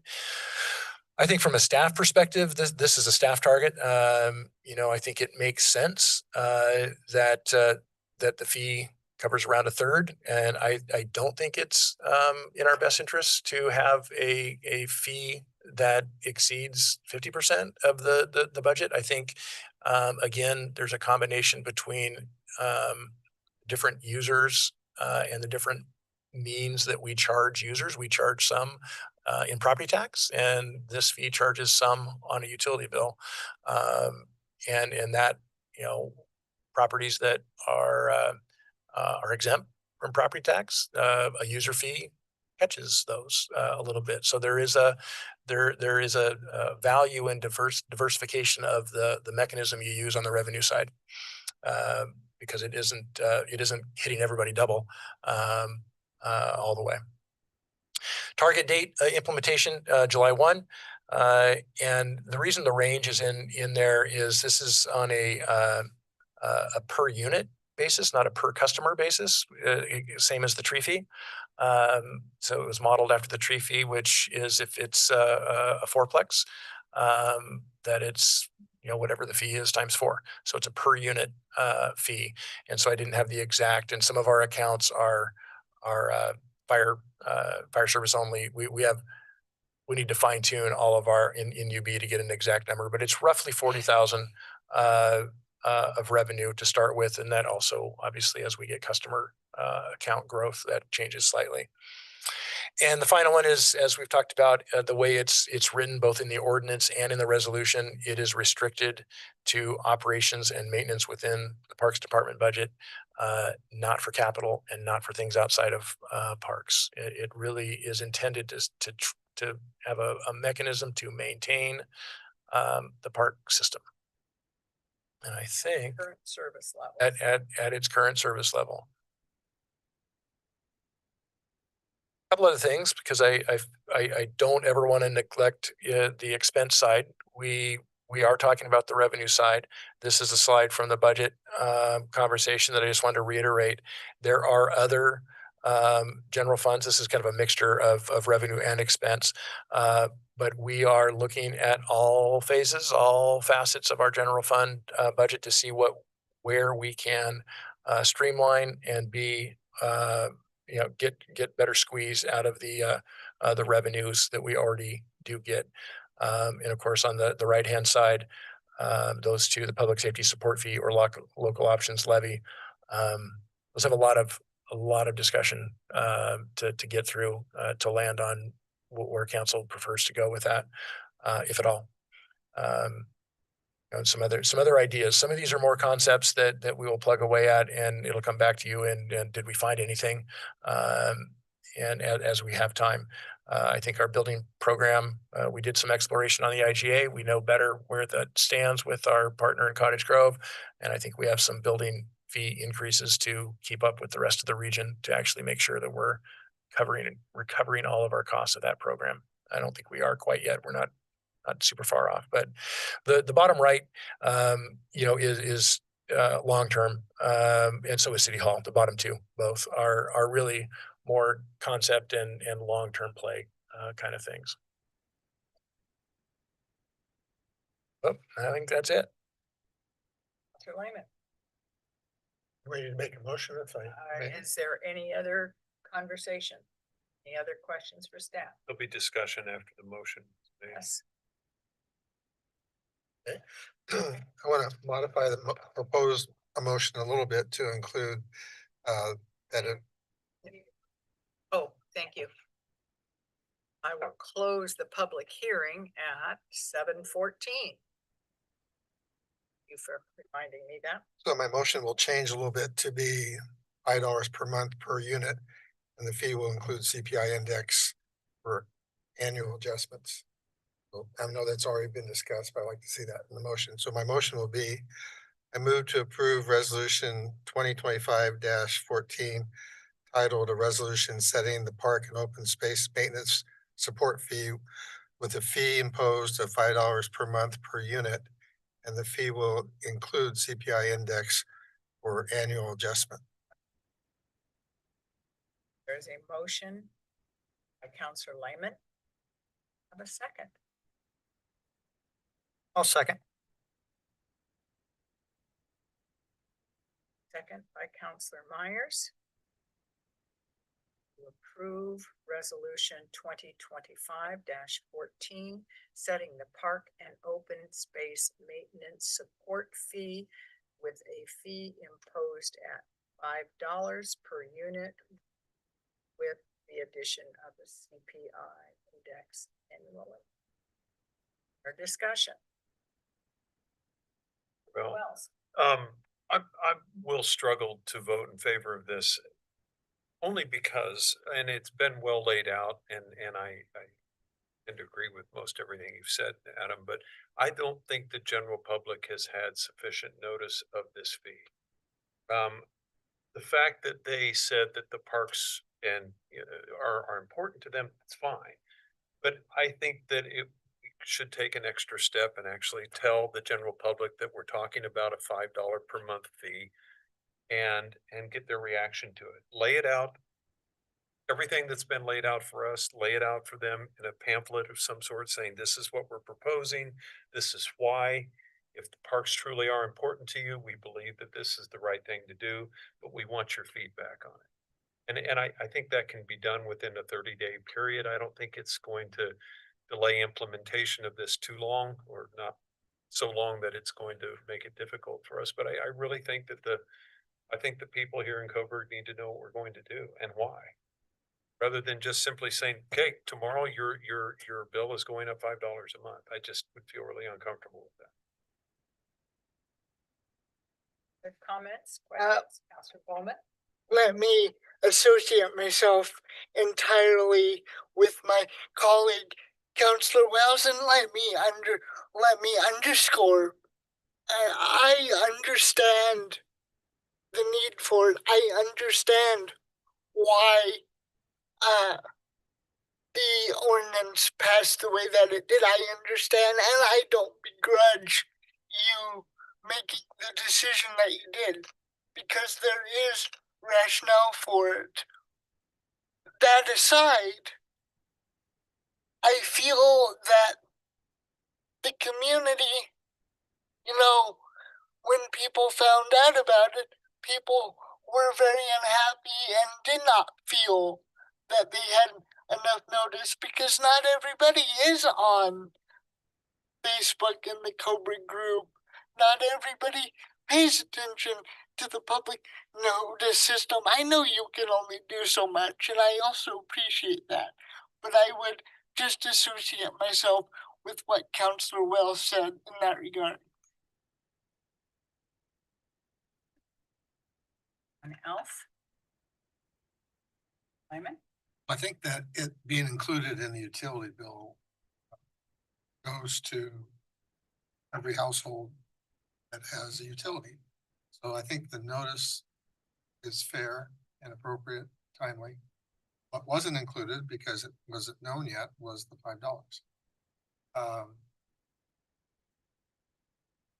So notice now would be not that you're having a fee, but the fee is $5. I think the public is aware that fee was very likely to be passed. Dollar amount was unknown.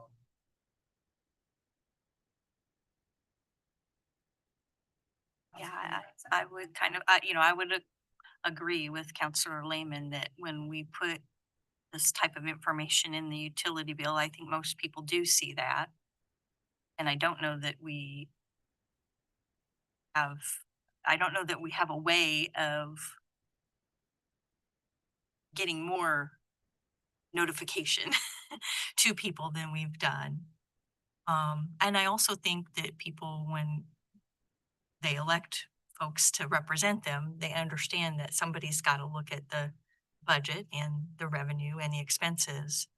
And we do have to make some tough calls. And what we're doing here, just to remind everybody, is in Coburg, we don't spend more money than we have. So this is part of that process where, as the folks that are sitting here at the city council table, we have to make these tough decisions on behalf of our neighbors, and they affect us too. And so I totally understand where my fellow councilors are coming from, what you're saying, and I agree to a certain extent, but I also know from past experience that you give people as much information and notice as you can, but then we do have to make that decision. And I don't necessarily think that delaying this decision longer or doing another mailer will bring more people in the door to give us comments. People could have come tonight if they were really upset of what they saw in their bill, and I could be wrong. Maybe people didn't see it and are going to act surprised when the bill is passed, if we pass this, but I don't know that we could do that much more to inform people.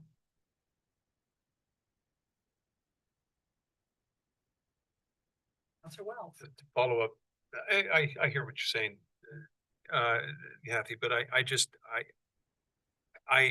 I would feel remorse if I didn't go, because we're also representative of the people of the Coburg, right? Yeah, sure, we're tasked with making the tough decisions, but I would also like to be able to go tell my neighbors that, look, we're looking at a $5 per month fee. Are you okay with that?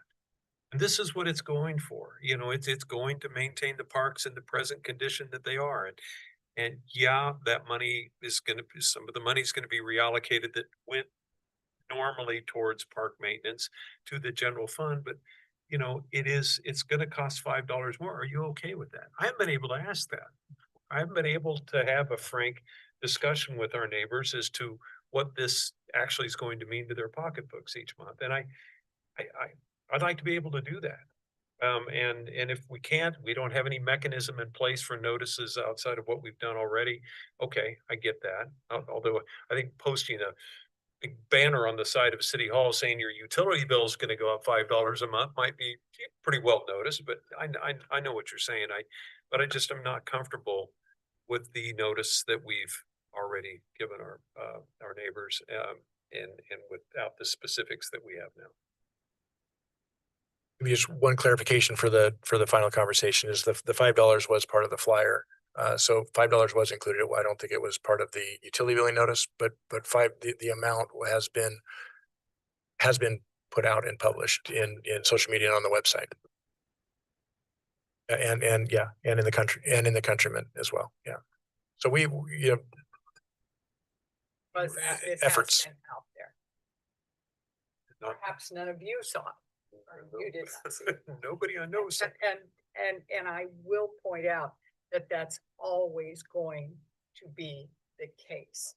No matter how much we put out the information, there will always be people that will come back to us and say, I didn't know that. No one told me. I didn't see it. And I think we all know that. We've all experienced that. And that's unfortunate. Counselor Bowman, do you have another short comment? Yes, I will be very quick. Just reflecting on the conversation that you and I had privately, there were two individuals that did not even understand what the fee was for.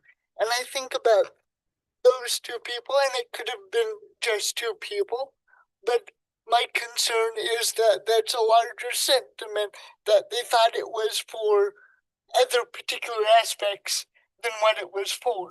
That is our job, to inform people. You are absolutely. Thank you. Okay, well, are we ready to vote on this? Any further comments, questions of staff? Not, we have a motion on the table by Counselor Lehman with a second by Counselor Myers to approve resolution 2025-14, setting the park and open space maintenance support fee with a fee imposed of $5 with the addition of a CPI with a CPI index added annually. All those in favor? Aye. Aye. Opposed? Nay. We have 3 in favor, 2 opposed. Motion passes by majority. That is to set the park maintenance fee, park and open space maintenance fee at $5 per unit with the CPI index. Thank you. These are hard decisions, and we are going to have many of those this year. This is not going to be an easy year. It's not an easy year anywhere in the state, and it's not going to be an easy year.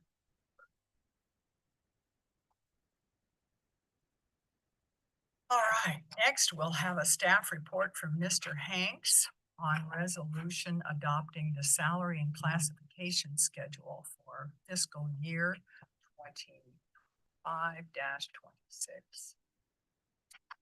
Mr. Hanks. are you Yes, ready to yes, talk about thank you, Mayor.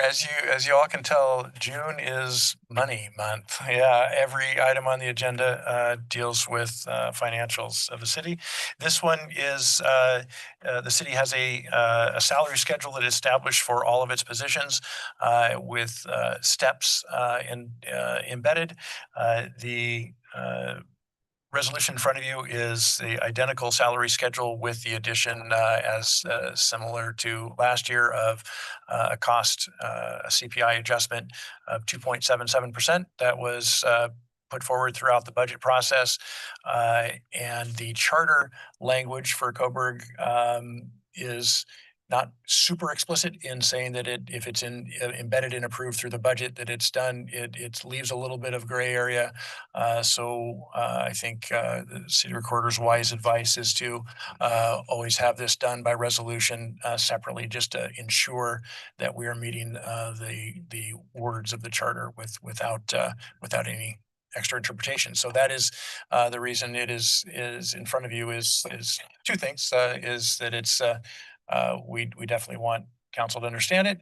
And also I think that's why the charter probably said it the way it said it, is to not have it only be embedded in the budget, but to also be explicitly in front of council.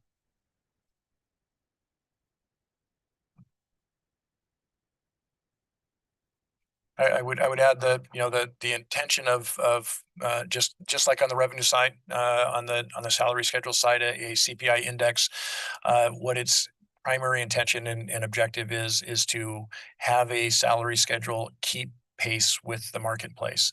It is a critical component for recruitment and retention. And we do comparisons. The city of Harrisburg recently did a salary schedule comparison, and we got copies. We submitted ours, and so when we participate and provide them a bunch of information, they reciprocate by giving us a final copy. And they aren't, every position is a little bit different. It's not apples to apples always about what job titles do the same, but we are by no means salary schedule leaders in the region. I would say, however, that we are not, I think, extreme laggards. I don't know where that we're probably, anecdotally, I would say we lag behind similar positions in the public sector in municipal government. 5 to 20%, depending upon the position, which actually has been, a target of improvement to we're going to lag behind, but the goal is not to lag behind so far that we cannot recruit and hire people in open positions. And also to ensure that the people that we do have are fairly compensated. And while they are obviously encouraged and applauded for leaving and taking better jobs, we don't want them to. So it's a combination. And really the goal is to keep pace with the salary schedule, and every 5 to 8 years doing a comprehensive review of job descriptions with salary schedules and a comparative analysis is pretty typical. And in between that, the objective is to have it keep pace and not get all skewed by the use of a CPI. 3 years ago, we did a substantial reorganization. Yeah, it might have been 4. I think it was, but there was one. Yeah. Counselor Lehman. I have not a relevant, but a related question or comment. Previous city administrator had some individuals move more than one step per year. Is it your practice to do just one step per year? Yes. What we've done last year, and it's budgeted this way and planned to do this way again, is to have the CPI effective July 1. Step increases not done at anniversary date, and we've kind of normalized that. Step increases done January 1. Step January 1 and CPI July 1. So they're staggered. It is I think there may be extenuating circumstances where that would change, but the city also has in its employee handbook, obviously approved by council, certification pay and other means to recognize some of those. And I think in the most recent recruitment we did for our wastewater operator, we had to hire at higher than step 1. So they came into the organization not at step 1. That depends on, like I said, 5 to 20%. Off in terms of the marketplace. Kind of depends on which positions are open about where they'd fit. But I think that's understandable in the hiring, but in terms of once a person is hired, it's just the one step per year. Typically, that's the way it is in most. Yes. Yep. And the only other comment I had was, I don't know if it's appropriate or not, but in terms of what's the average placement that we have of our staff on this 1 to 12, are we mostly in the middle? Are we mostly at the upper end? Without doing the dive on our team, I think we lean towards the shorter end. We have a few people that are in the 7, 8, 9 steps. But I think we have more, probably 75% in the 1, 2, and 3. We Probably. really don't have many at the 12, 10, 11, 12.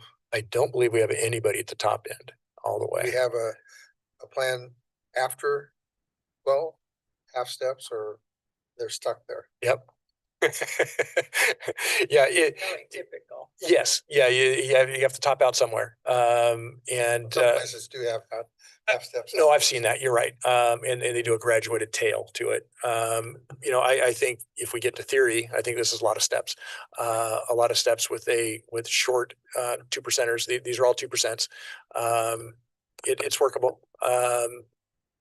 Most of my time have been in organizations where they're union negotiated contracts, primarily, but 4 to 6 steps is more typical, and those steps aren't annual. But the flip side on the theory is, do you reward only longevity? We could go on for hours about kind of the concepts of. So I think what we've come to the conclusion on the staff side is that it's a workable salary schedule.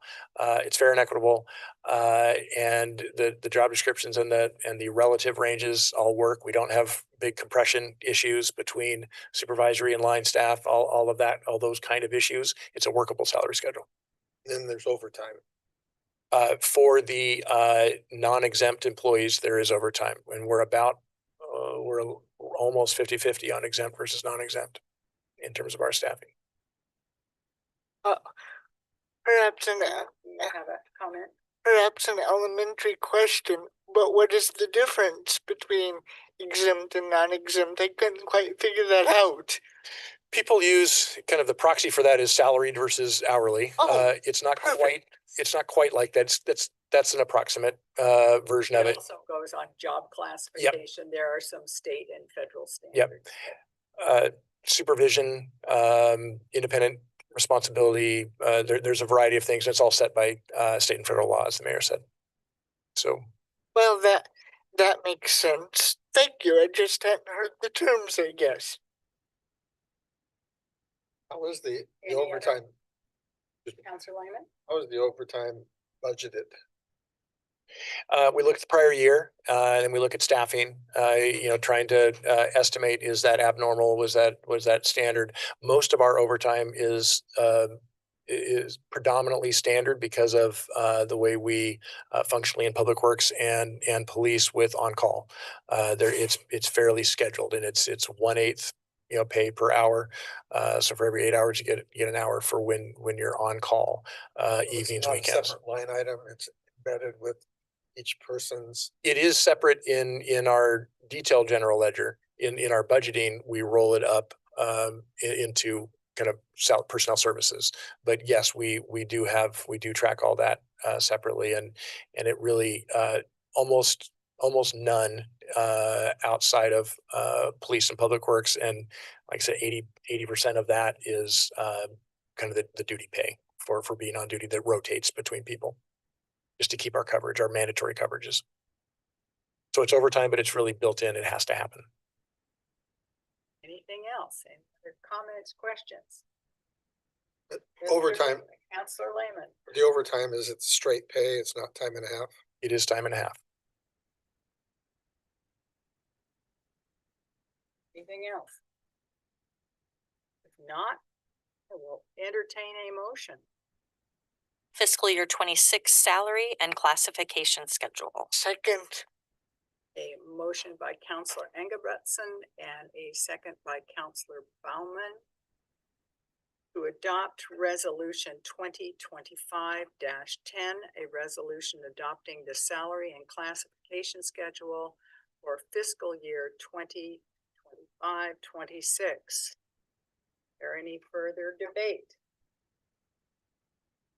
Hearing none, I will call for a vote. All those in favor say aye. Aye. Any opposed? Motion carries unanimously.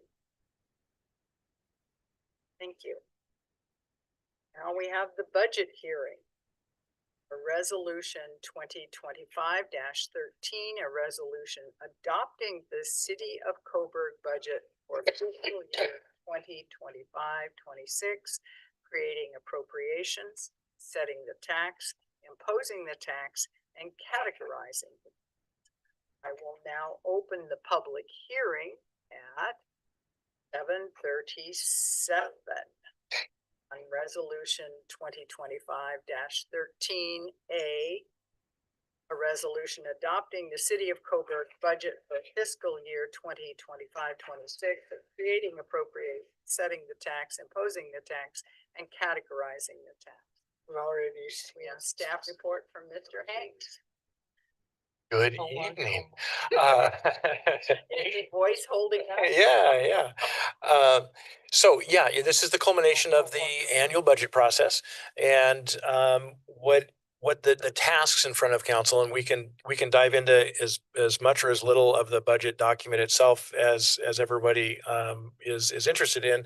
But the task in front of council is the resolution that is attached, and that is the essential document that locks everything in, and it's what we use then to submit to the state, submit to Lane County. It's the auditors, it's the proof that what we've put forward is actually adopted. And these are also, most importantly, the appropriation levels. And we've talked about that in the past, and actually we'll be hitting that in our special meeting. It's an important aspect of budgeting, is at what level do you appropriate? And so this is the appropriation level, meaning that we roll up, we have line item budgets that are much smaller than this, much more defined. And if we go over those, that is internal. That's our own thing. We cannot legally go over this appropriation level without coming to you. And that's what we'll be doing in the special meeting in 2 weeks, is doing some budget transfers and some adjustments to the current year that we're in, some appropriation modifications to remain legal for the year. But tonight is the fiscal 26, the budget that would start July 1 through of 25 through June 30 of 26.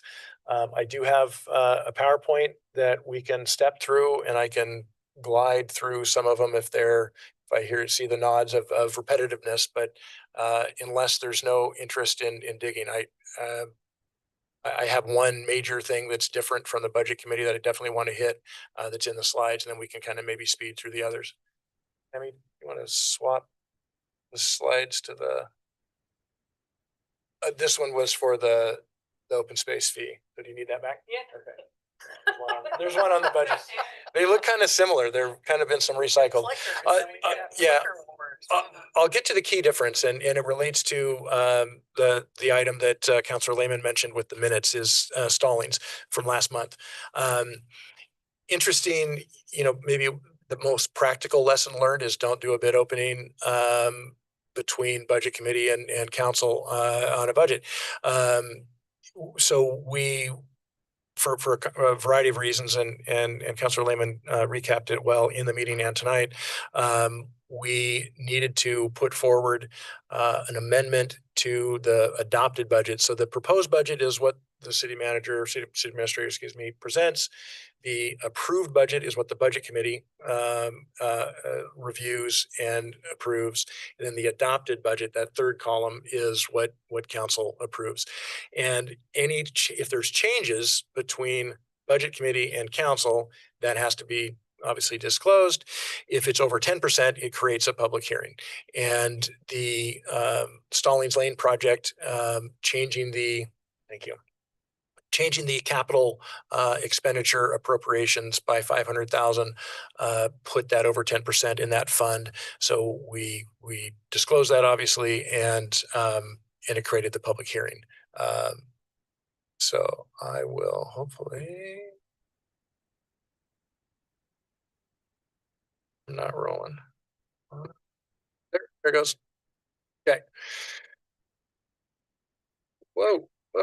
All right. So I'll hit these real real quick, and please stop me if there's any further details that you want, but this is really an overview slide. We have 4 funds. You know, the budget is a little over $12 million budget. The additive nature of budgets in cities, you know, are fairly irrelevant what somebody's total budget is. It's really what matters the most is how we look at each fund. Each fund is really what we budget to, because they have their own characteristics. They have their own sets of revenues and expenditures and rules that, for the most part, they don't glide between each other. So this is really the org chart, you know, of our operations and our budget. The items that are in each, the enterprise funds are fairly the same. They contain operations and maintenance, capital, and debt. And then the general fund is the unique one, and we've talked a lot about general fund tonight.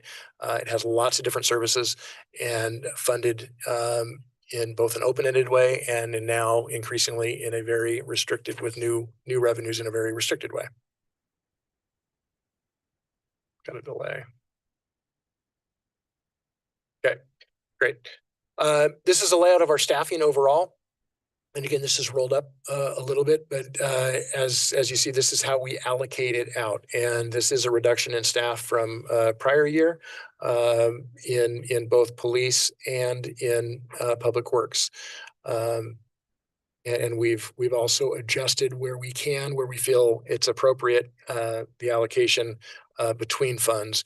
And we review those each year to see if those are accurate. And so does the auditor. You know, they look at that and say, okay, you know, are people really working the way you've allocated them? You don't want it to be so theoretical that it's not, you know, have some accuracy to really what happens on the ground over the year.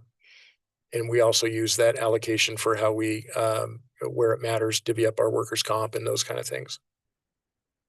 So that's the people layout. And the backing up, you know, about half of our people are in the general fund. And that's a lot of why PERS, healthcare, you know, personnel costs are such a big deal in the general fund.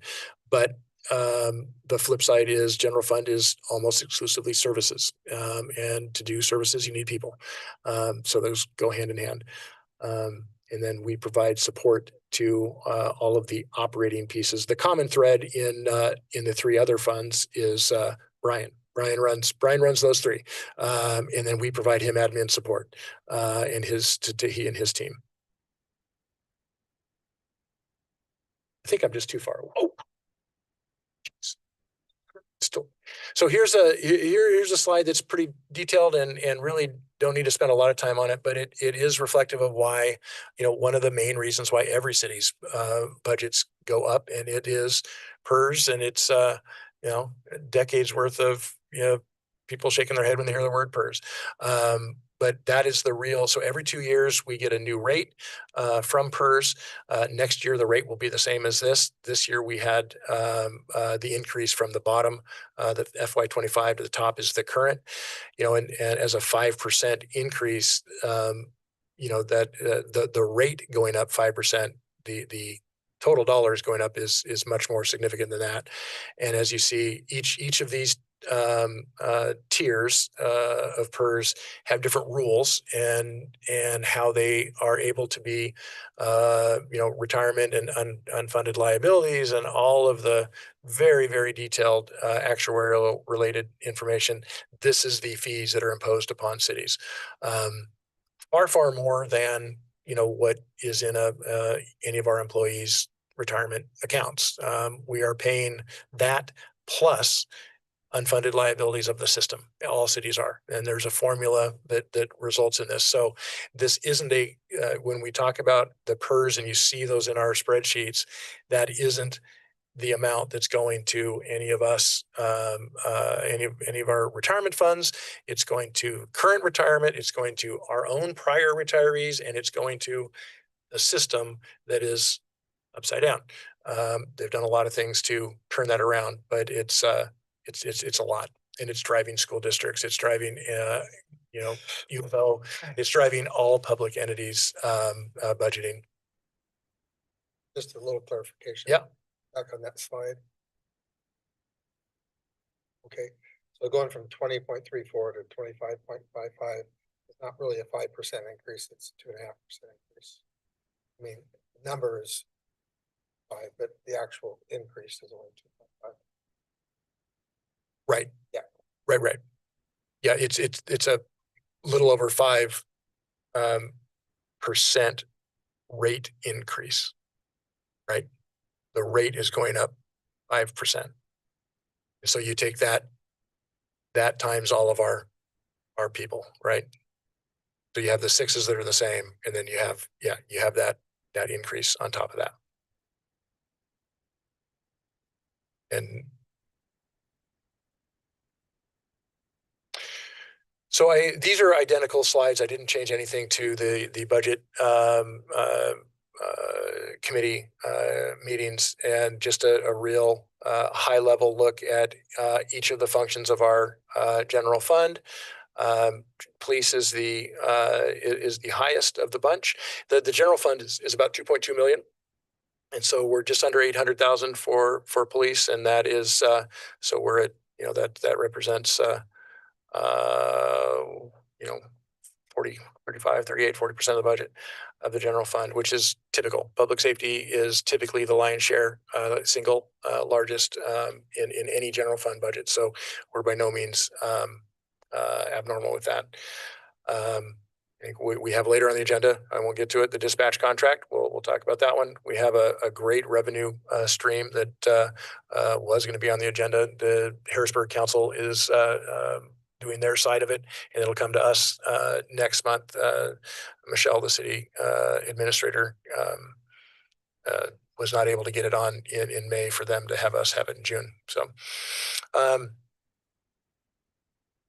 we saw a reduction in 1.5 FTE reduction in 2 different classifications in the police department, and you see it did reduce the total personnel costs, but not nearly as substantial as you would think for reduction of 1.5 people, because the other 3.5, as with all of the staff in the city, those costs go up: healthcare, PERS, wages, and steps and certifications, and all the things that go into adequately compensating our team.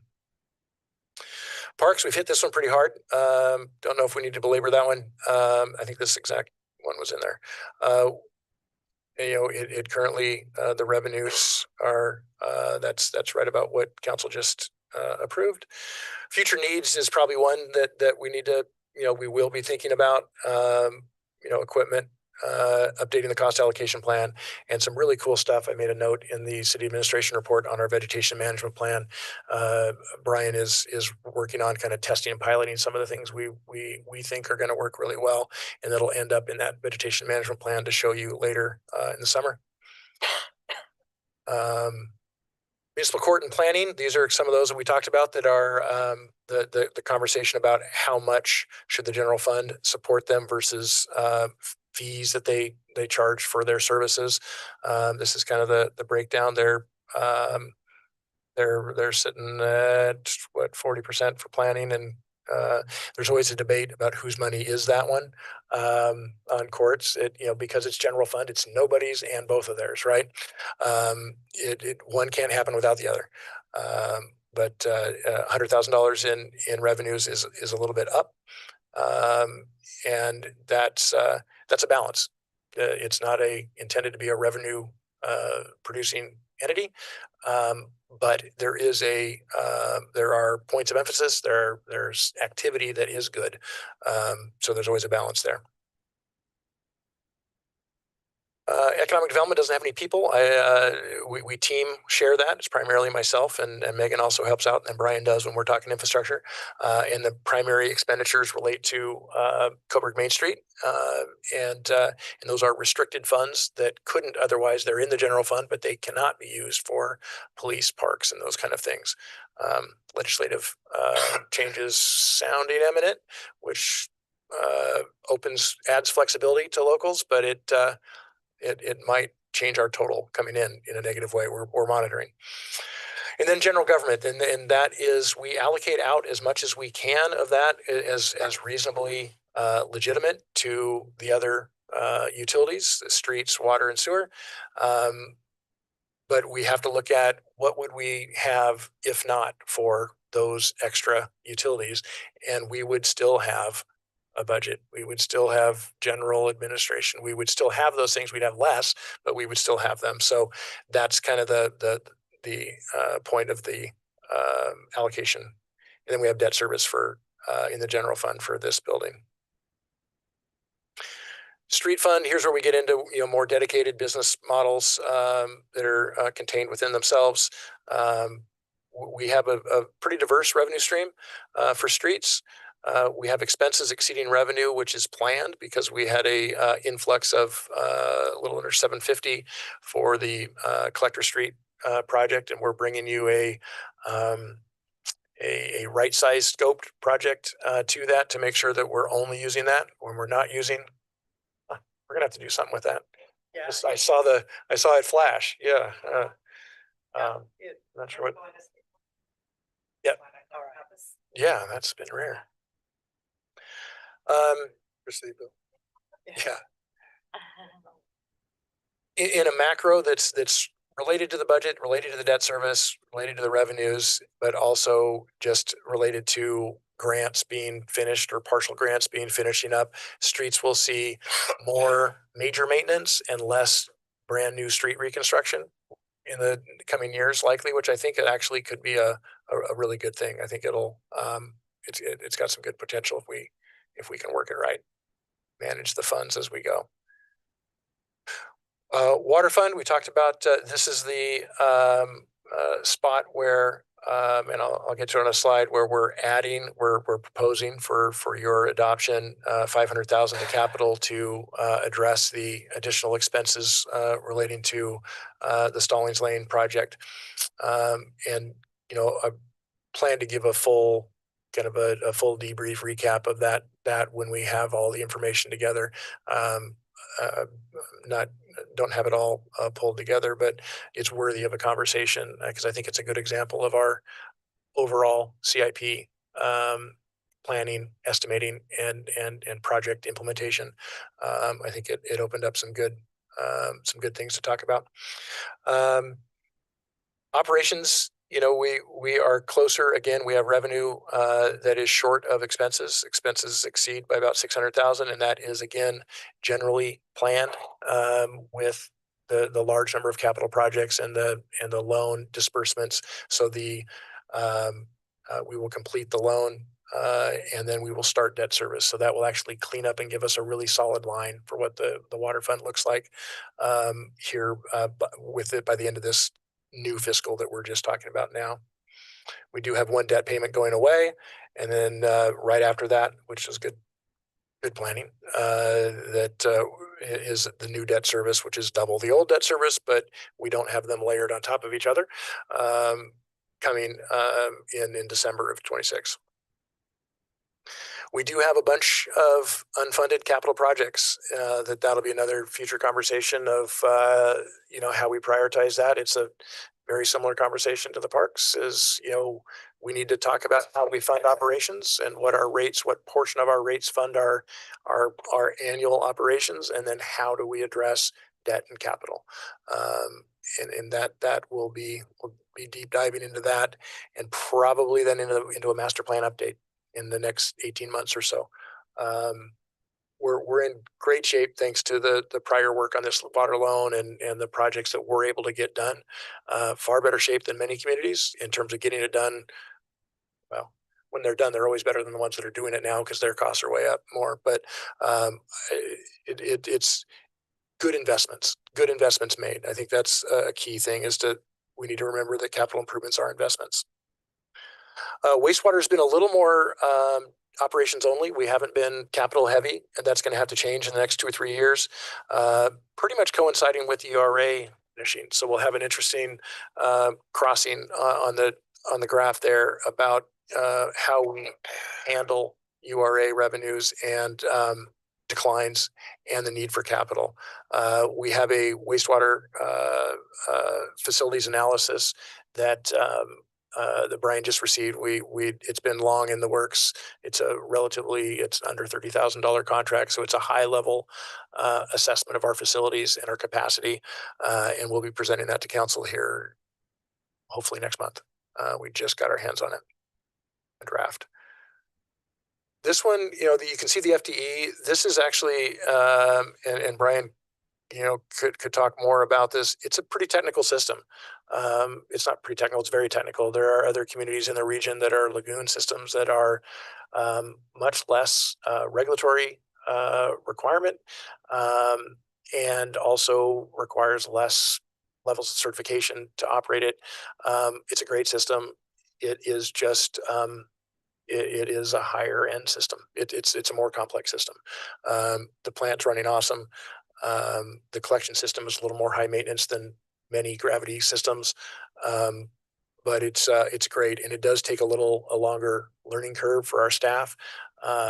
But Brian knows that thing inside and out, and we're fortunate. It's working real well. But still needs money. It's been doing well without. We're nearing the spot where those membranes, even with the extreme care and controls we've been doing, will need to be replaced. They are the original membranes, Yep. aren't they? Yep, and they're beyond. People are kind of monitoring them beyond us because they're kind of seeing what is a step system, what is the actual life of these when you have a step system. So we're one of the we're kind of a pilot for that because we're already at the +4 years. Yeah, we're at the +4 on those, and they still look great. And people are wondering, with a step system, what is the expected life of a set of membranes? So that's the next step. Membrane replacements and probably some changes in other equipment, blowers and those kind of things in the major equipment replacement. It's not like concrete and expansion of the building or anything, but there's some equipment needs and membranes.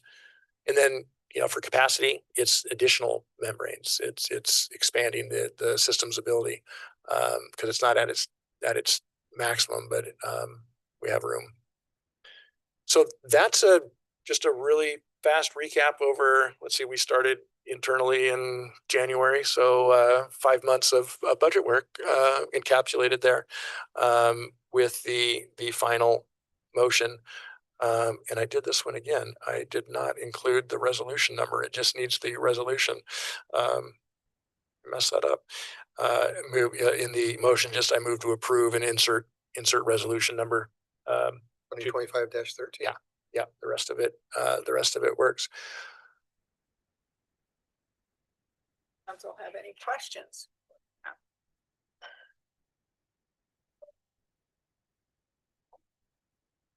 Do we have any written testimony, or has anyone signed up to provide comment? If there is no further testimony, I will close the public hearing at 8 o'clock. Is there any further conversation or questions from city council members?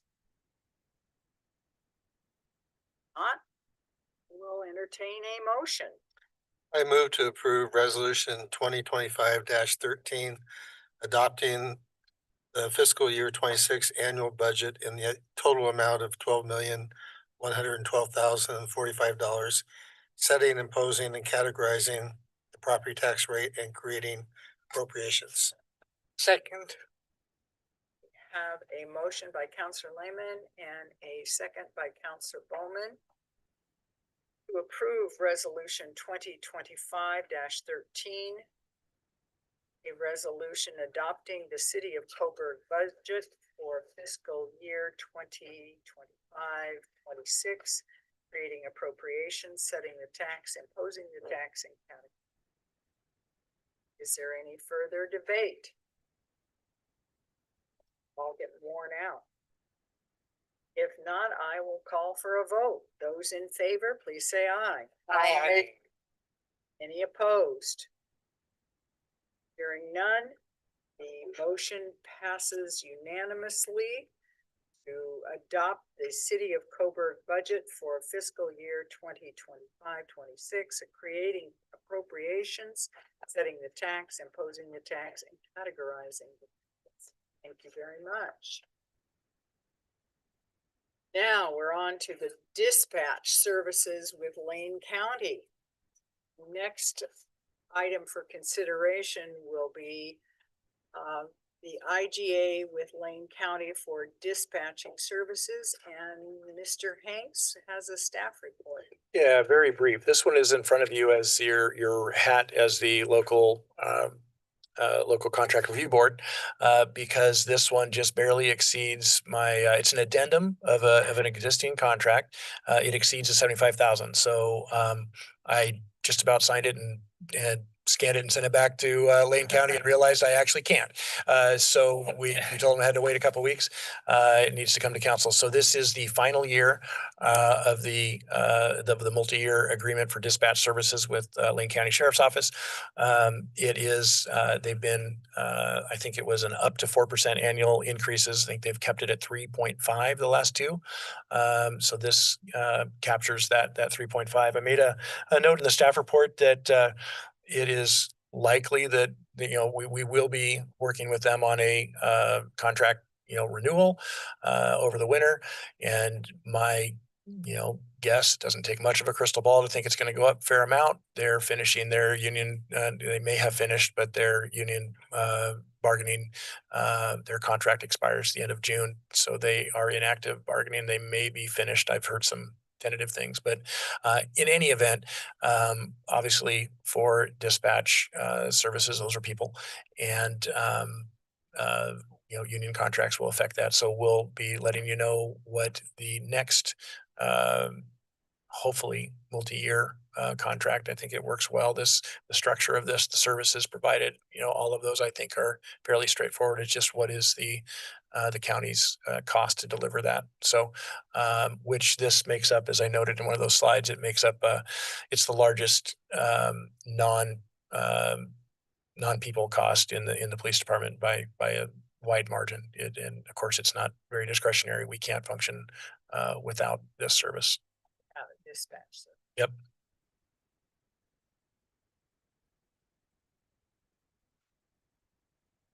Any questions for staff?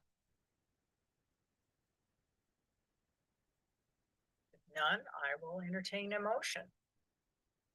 Mayor, I move to approve Lane County Intergovernmental Agreement Amendment 57995-2 in the amount of $77,663.87, and authorize the city administrator to execute the contract as presented.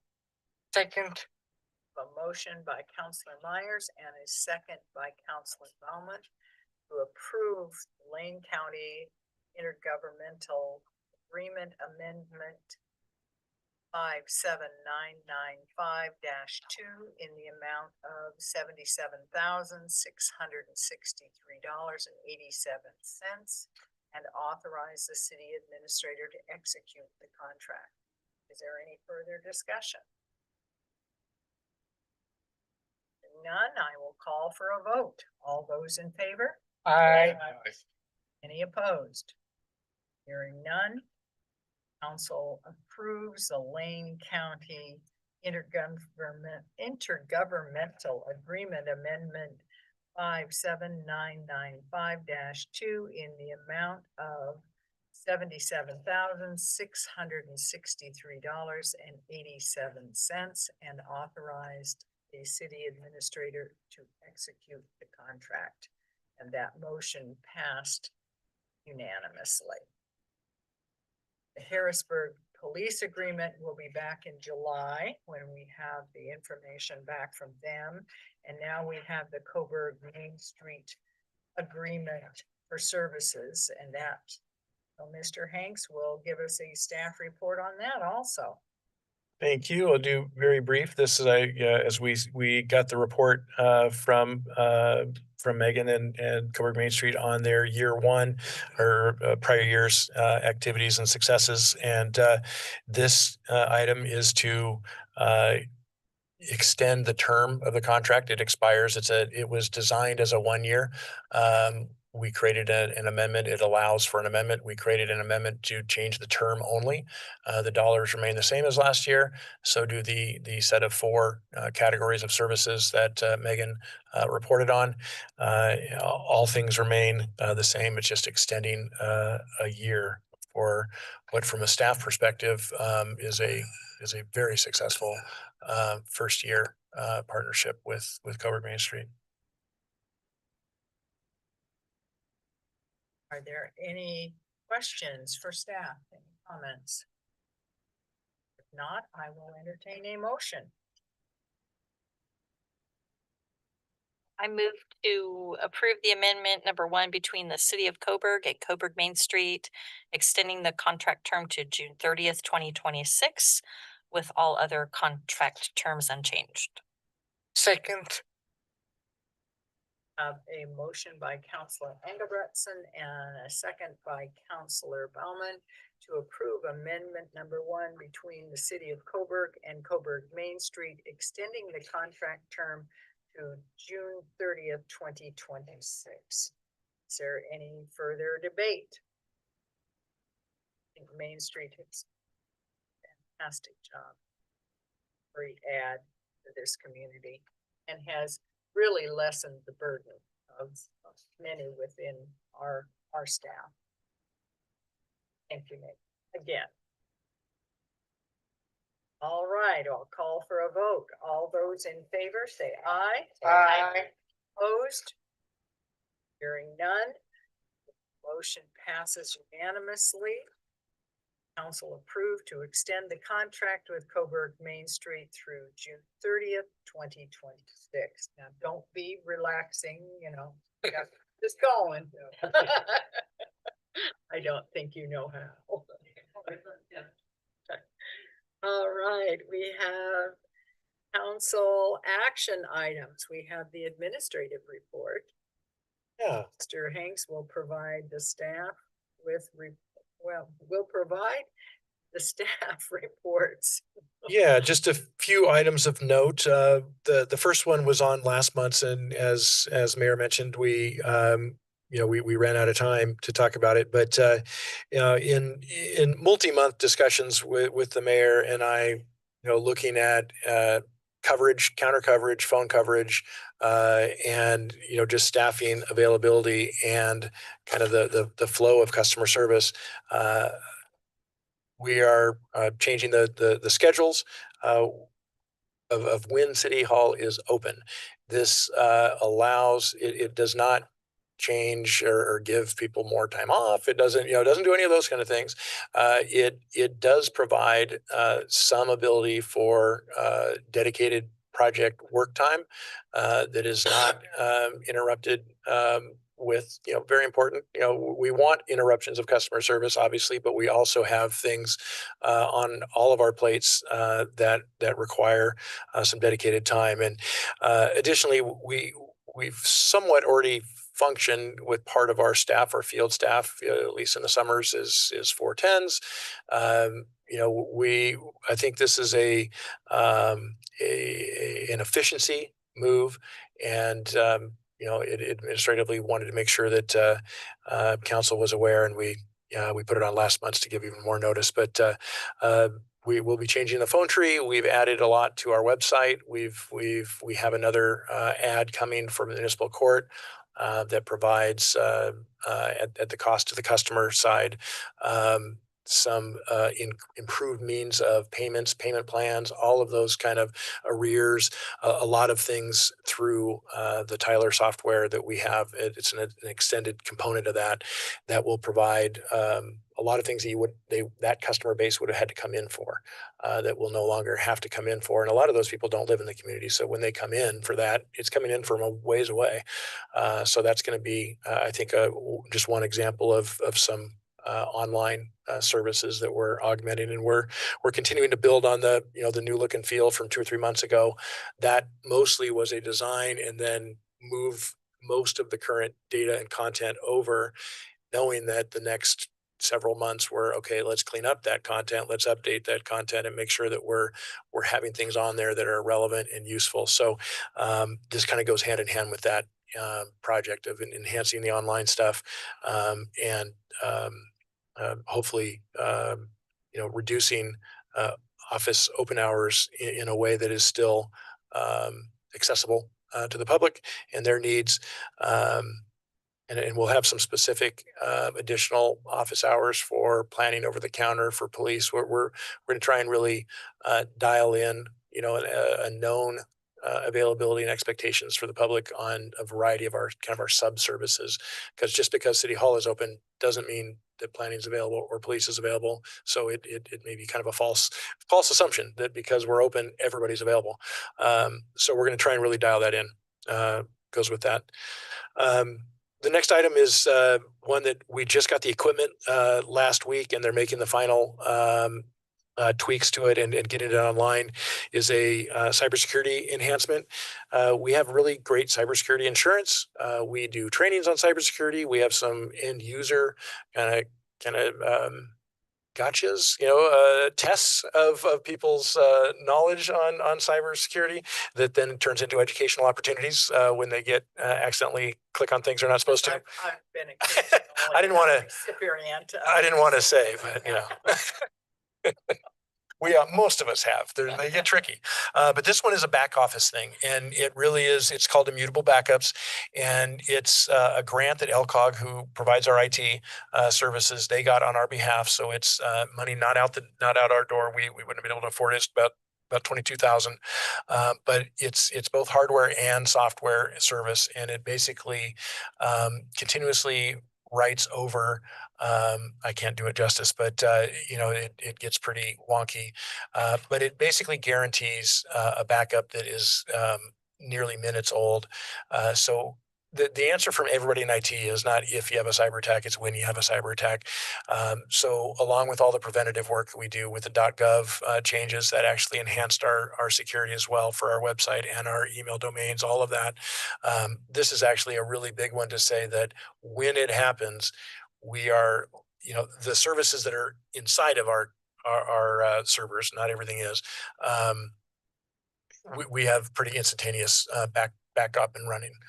We're not days and days trying to manually or go for something that, the backup was last week from something, and we have to kind of guess and recreate what happened between last week and the time. So just wanted to highlight that that's a constant. It's a concern always. LCOG is a great partner in IT generally, but they really lead in cyber. They did some trainings in all around the state. They're on panels and stuff, and this grant was awesome. So I want to make sure council knew of that. And then I hit on a little bit earlier, Brian and team are they've been working their tails off on vegetation. This was all that green stuff. It just grows like a foot a day, April and May. It's finally starting to taper a little bit. But he's had staffing challenges. We've used some temp service because we have less FTE. Actually worked out really well. And we're also trying some different techniques on things and then documenting them. So we get a system in place when we do what we do, why we do it. And then part of that is that vegetation management plan that ultimately will be a management tool for us, knowledge for you about why you're seeing what you're seeing out there. And then the community can also have a little input about, or education, I suppose, or about why we do what we do. There usually is a reason. When you're walking around, you go, why in the heck did they do that? There almost always is a reason. And that vegetation management plan will help kind of illuminate that. The rest of it is kind of the monthly stats that I won't go through, but if there's any questions, glad to answer. I guess the upcoming council meeting is number 4 before I get to that. Special meeting that relates to the financials that are in the packet. And I mentioned it earlier, we do need to do budget transfers, and we do need to address the known overages in the Pavilion Park project. And that's a general fund, and that's a fund that can absorb really any overages without having to make some moves. And we described that when council approved the reduced bid award that we took on some of that project work ourselves. But still that bid, as we talked about then, exceeded the grant fairly substantially, and requires us to do a budget transfer and supplemental and possibly an interfund loan as a better tool. We'll bring that forward to you, but the need legally is to have all that approved by council before the end of the fiscal year, because it's the fiscal year we're in now. So that necessitates converting a a work session that was scheduled for June 24th into an actual special business meeting. The other one Mayor mentioned, June 30th, right on the heels of that, Pavilion Park ribbon cutting. So we get to do our final accounting for all of that, or almost final accounting, and then celebrate the investment and the community win on that. And then we have our regular July 8th council meeting. It'll be plenty full. And July is when the revenue options subcommittee, will start jumping back into gear and churning over some things that come back to council for review on some of the items we talked about earlier this evening. Time's the ribbon cutting, 6. so dinner's provided. Yeah, if you like maybe crickets and grass, maybe there might be. UIO. Yeah. Brown. It is kind of a combo. It's Megan is assisting that. They do ribbon cuttings for businesses, so we're kind of angling in on their ribbon cutting work, and it also coincides with one of their community meetings. Is it quarterly? Do you do those? Yeah, a quarterly community meeting that happens right after that. So kind of synergy between celebrating the park and also hopefully juicing up the attendance and participation with Coburg Main Street's community event. So on the 24th, we'll meet at 6. Yes. And it would be super important for a quorum. So please let Sammy know if there's any scheduling issues. Yeah.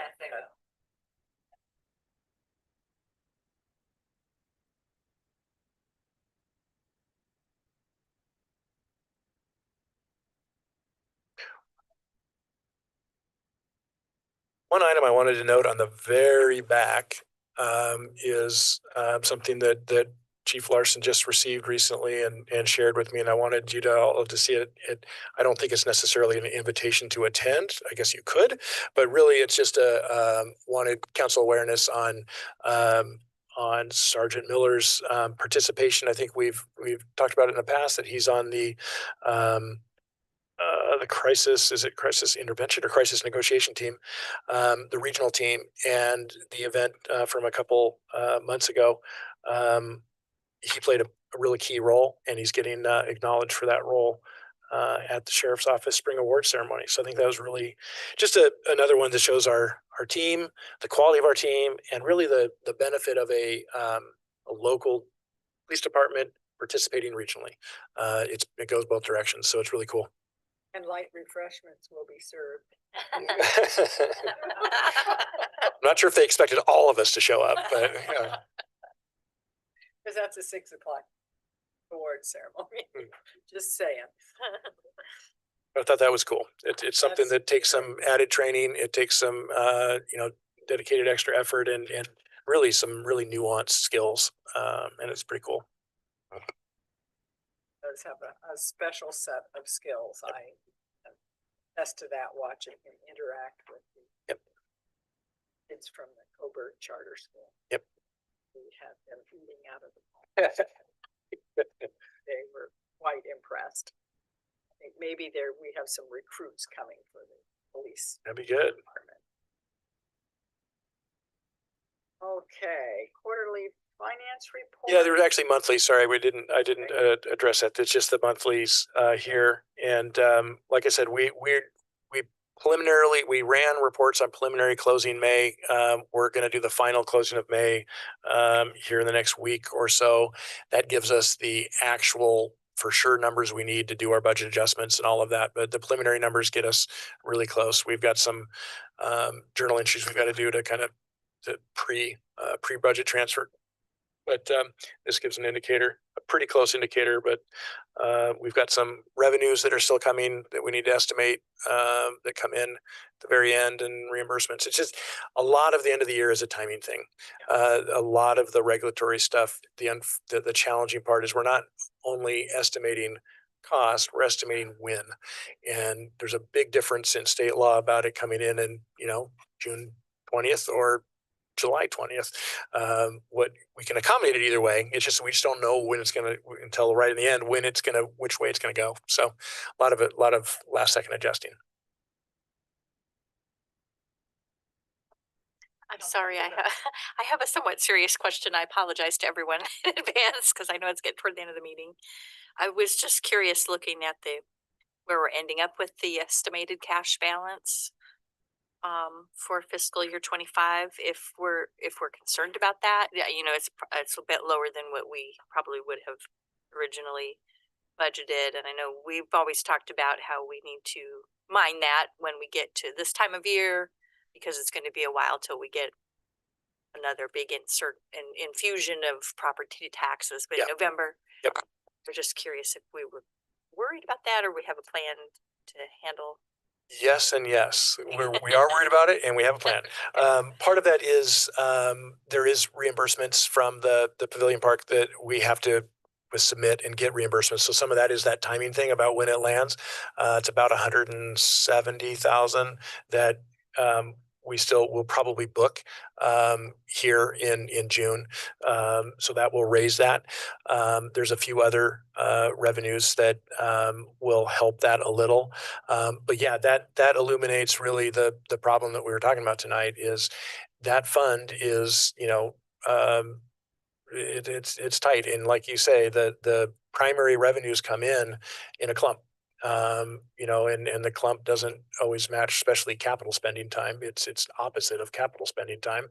But yes, it's worrisome, but that is what we're trying to do with our preliminary closings and adjustments to see what stuff is planned to come but hasn't hit yet.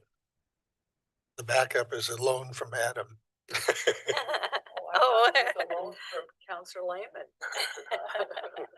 Yeah.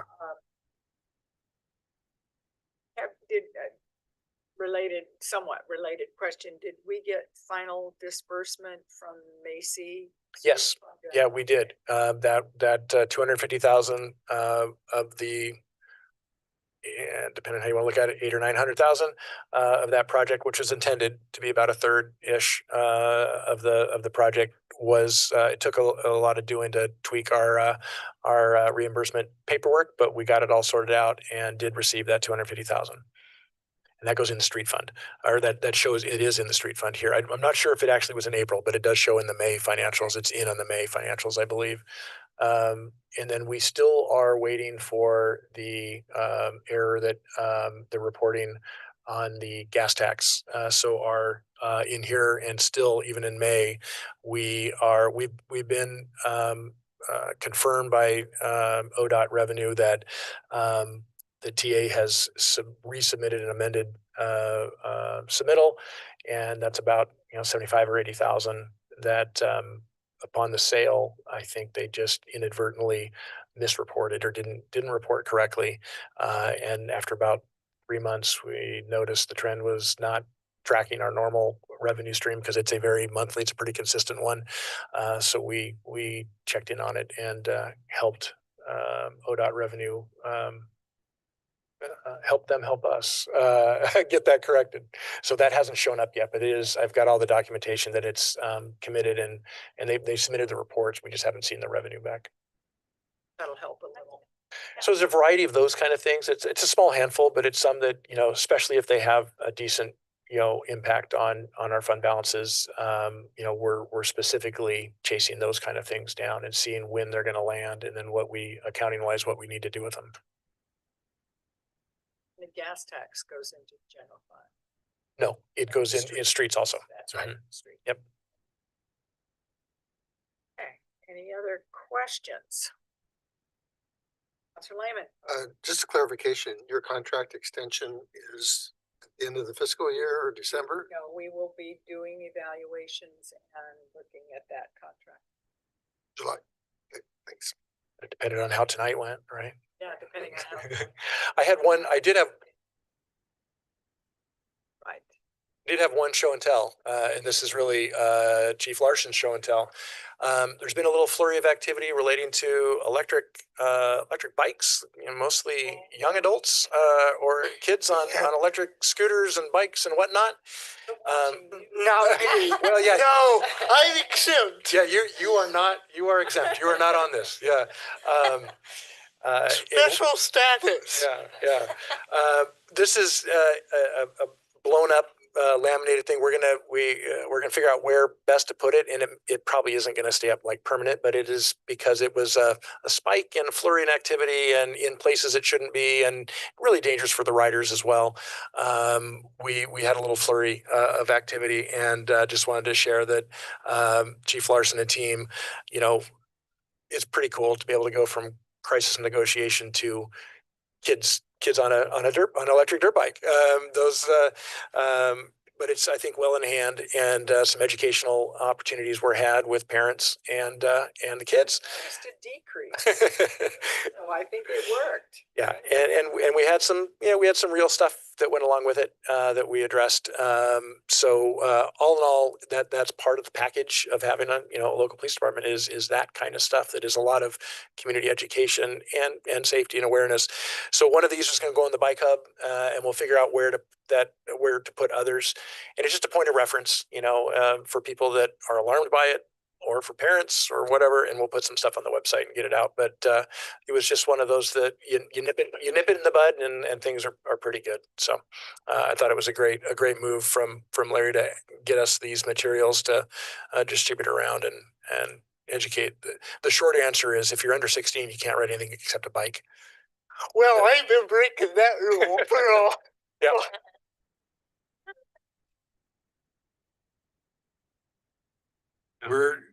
We haven't gotten every parent and every kid yet, but yeah. A dramatic decrease though, and that's something. So I did notice on the community concerns report, the structure yes, off of Booth Kelly Trail, and it is totally gone. yes. First, I think the landowner posted a private property sign. Yep. And That's it's a mental. Yeah, shout out assist to Mike Watson, who took some, made some calls to the property owner too, and helped on kind of ensuring that they were aware of of what the actual stuff that was going on. So that was great. Yeah. Cool structure. I don't blame the kids, but Yeah. yeah, But that's been. it's on their private property. That would be one thing, but somebody else. Yep. Are there any liaison updates or council comments for the end of the meeting? Just a quick update. I attended the Finance Audit Committee meeting, May 28th. My first meeting. So it was good to experience that. We just kind of went over a budget recap, fund balance, policy development, and then we kind of discussed the committee purpose and utilization moving forward. So it was interesting to be a part of that. I find that whenever I participated in various committees, it's always a huge learning curve. It is. Yep. It's a steep, but I really appreciate it. Council Engebretson, anything from Lane Act? It's been a little slow lately. There's been a lot of talk about just the general issues with revenues in the state. So it's kind of like more of that same conversation going on there. And I think we'll be, obviously just continuing to have that same theme to talk about. No specific actions or anything going on in the near term here for that committee that I saw. And I sit on Metropolitan Policy Committee, which is also a transportation committee. Same theme. Everybody is not sure what's going to be coming down from the feds, and not sure what the state revenue is going to look like. The transportation bill seems to be moving slowly through, and they have put caveats in there in terms of accountability. I'm really looking at trying to finish up some of the projects that didn't get finished with the House Bill 217. So that they're doing testimonies this week, Thursday. Yeah, Thursday. Yeah. So that's moving along. I also sit on the executive and budget committee for LCOG and had a budget committee meeting last night. And I said earlier in the meeting, they're looking at about an $8 million cut to senior disability service. Because the money comes from the federal government into the state government where it then is distributed. And because of things being held, they're not sure what those are gonna look like, but like us, they're running lean and they, as you so well put it, only spend what you have. So you have to look at where you can cut them. And hopefully don't cut essential services. But they do have a lot of enterprise business. So they keep money coming. The Council of Governments group, who shared with us last night, one of the COGs is going to picking up some of their. All was good with their budget. Skinnier than usual. Climate? Reports? I'm lost for words. I find that difficult to believe. They all left me. Counselor Wells, We meet tomorrow night. okay, and you're on. Heritage Heritage? Committee. Oh, good, that's a great. Counselor Bowman.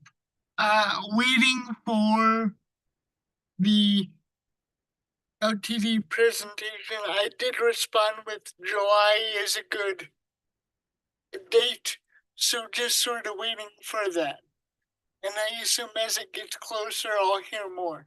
Yes, I believe we're confirmed. I'll double check that tomorrow, and get back to you, because I do believe we're confirmed, because we were saying when on the agenda. That was the last correspondence, so I'm fairly certain it's the July 8th council meeting. Okay, That will be a presentation from LTD. Yep. right. To council. Yep. Right. Good. Thank you for being on that. Anything else? Not, I am adjourning the city council meeting at 8:34. Good job, everyone. Tough decisions. Go. How's the structure going over there? Well, we're, Permits done? which, you mean at the Pink House? Yeah. Yeah. Waiting for the permits. Been a couple weeks since, but I didn't even have one yet, so Marissa was gonna come into the week. So you had to change your design or something? I just had to submit some stuff. Thank you. Thank you. Oh, it's never easy. You know, I wish that you could reach every person. I. Us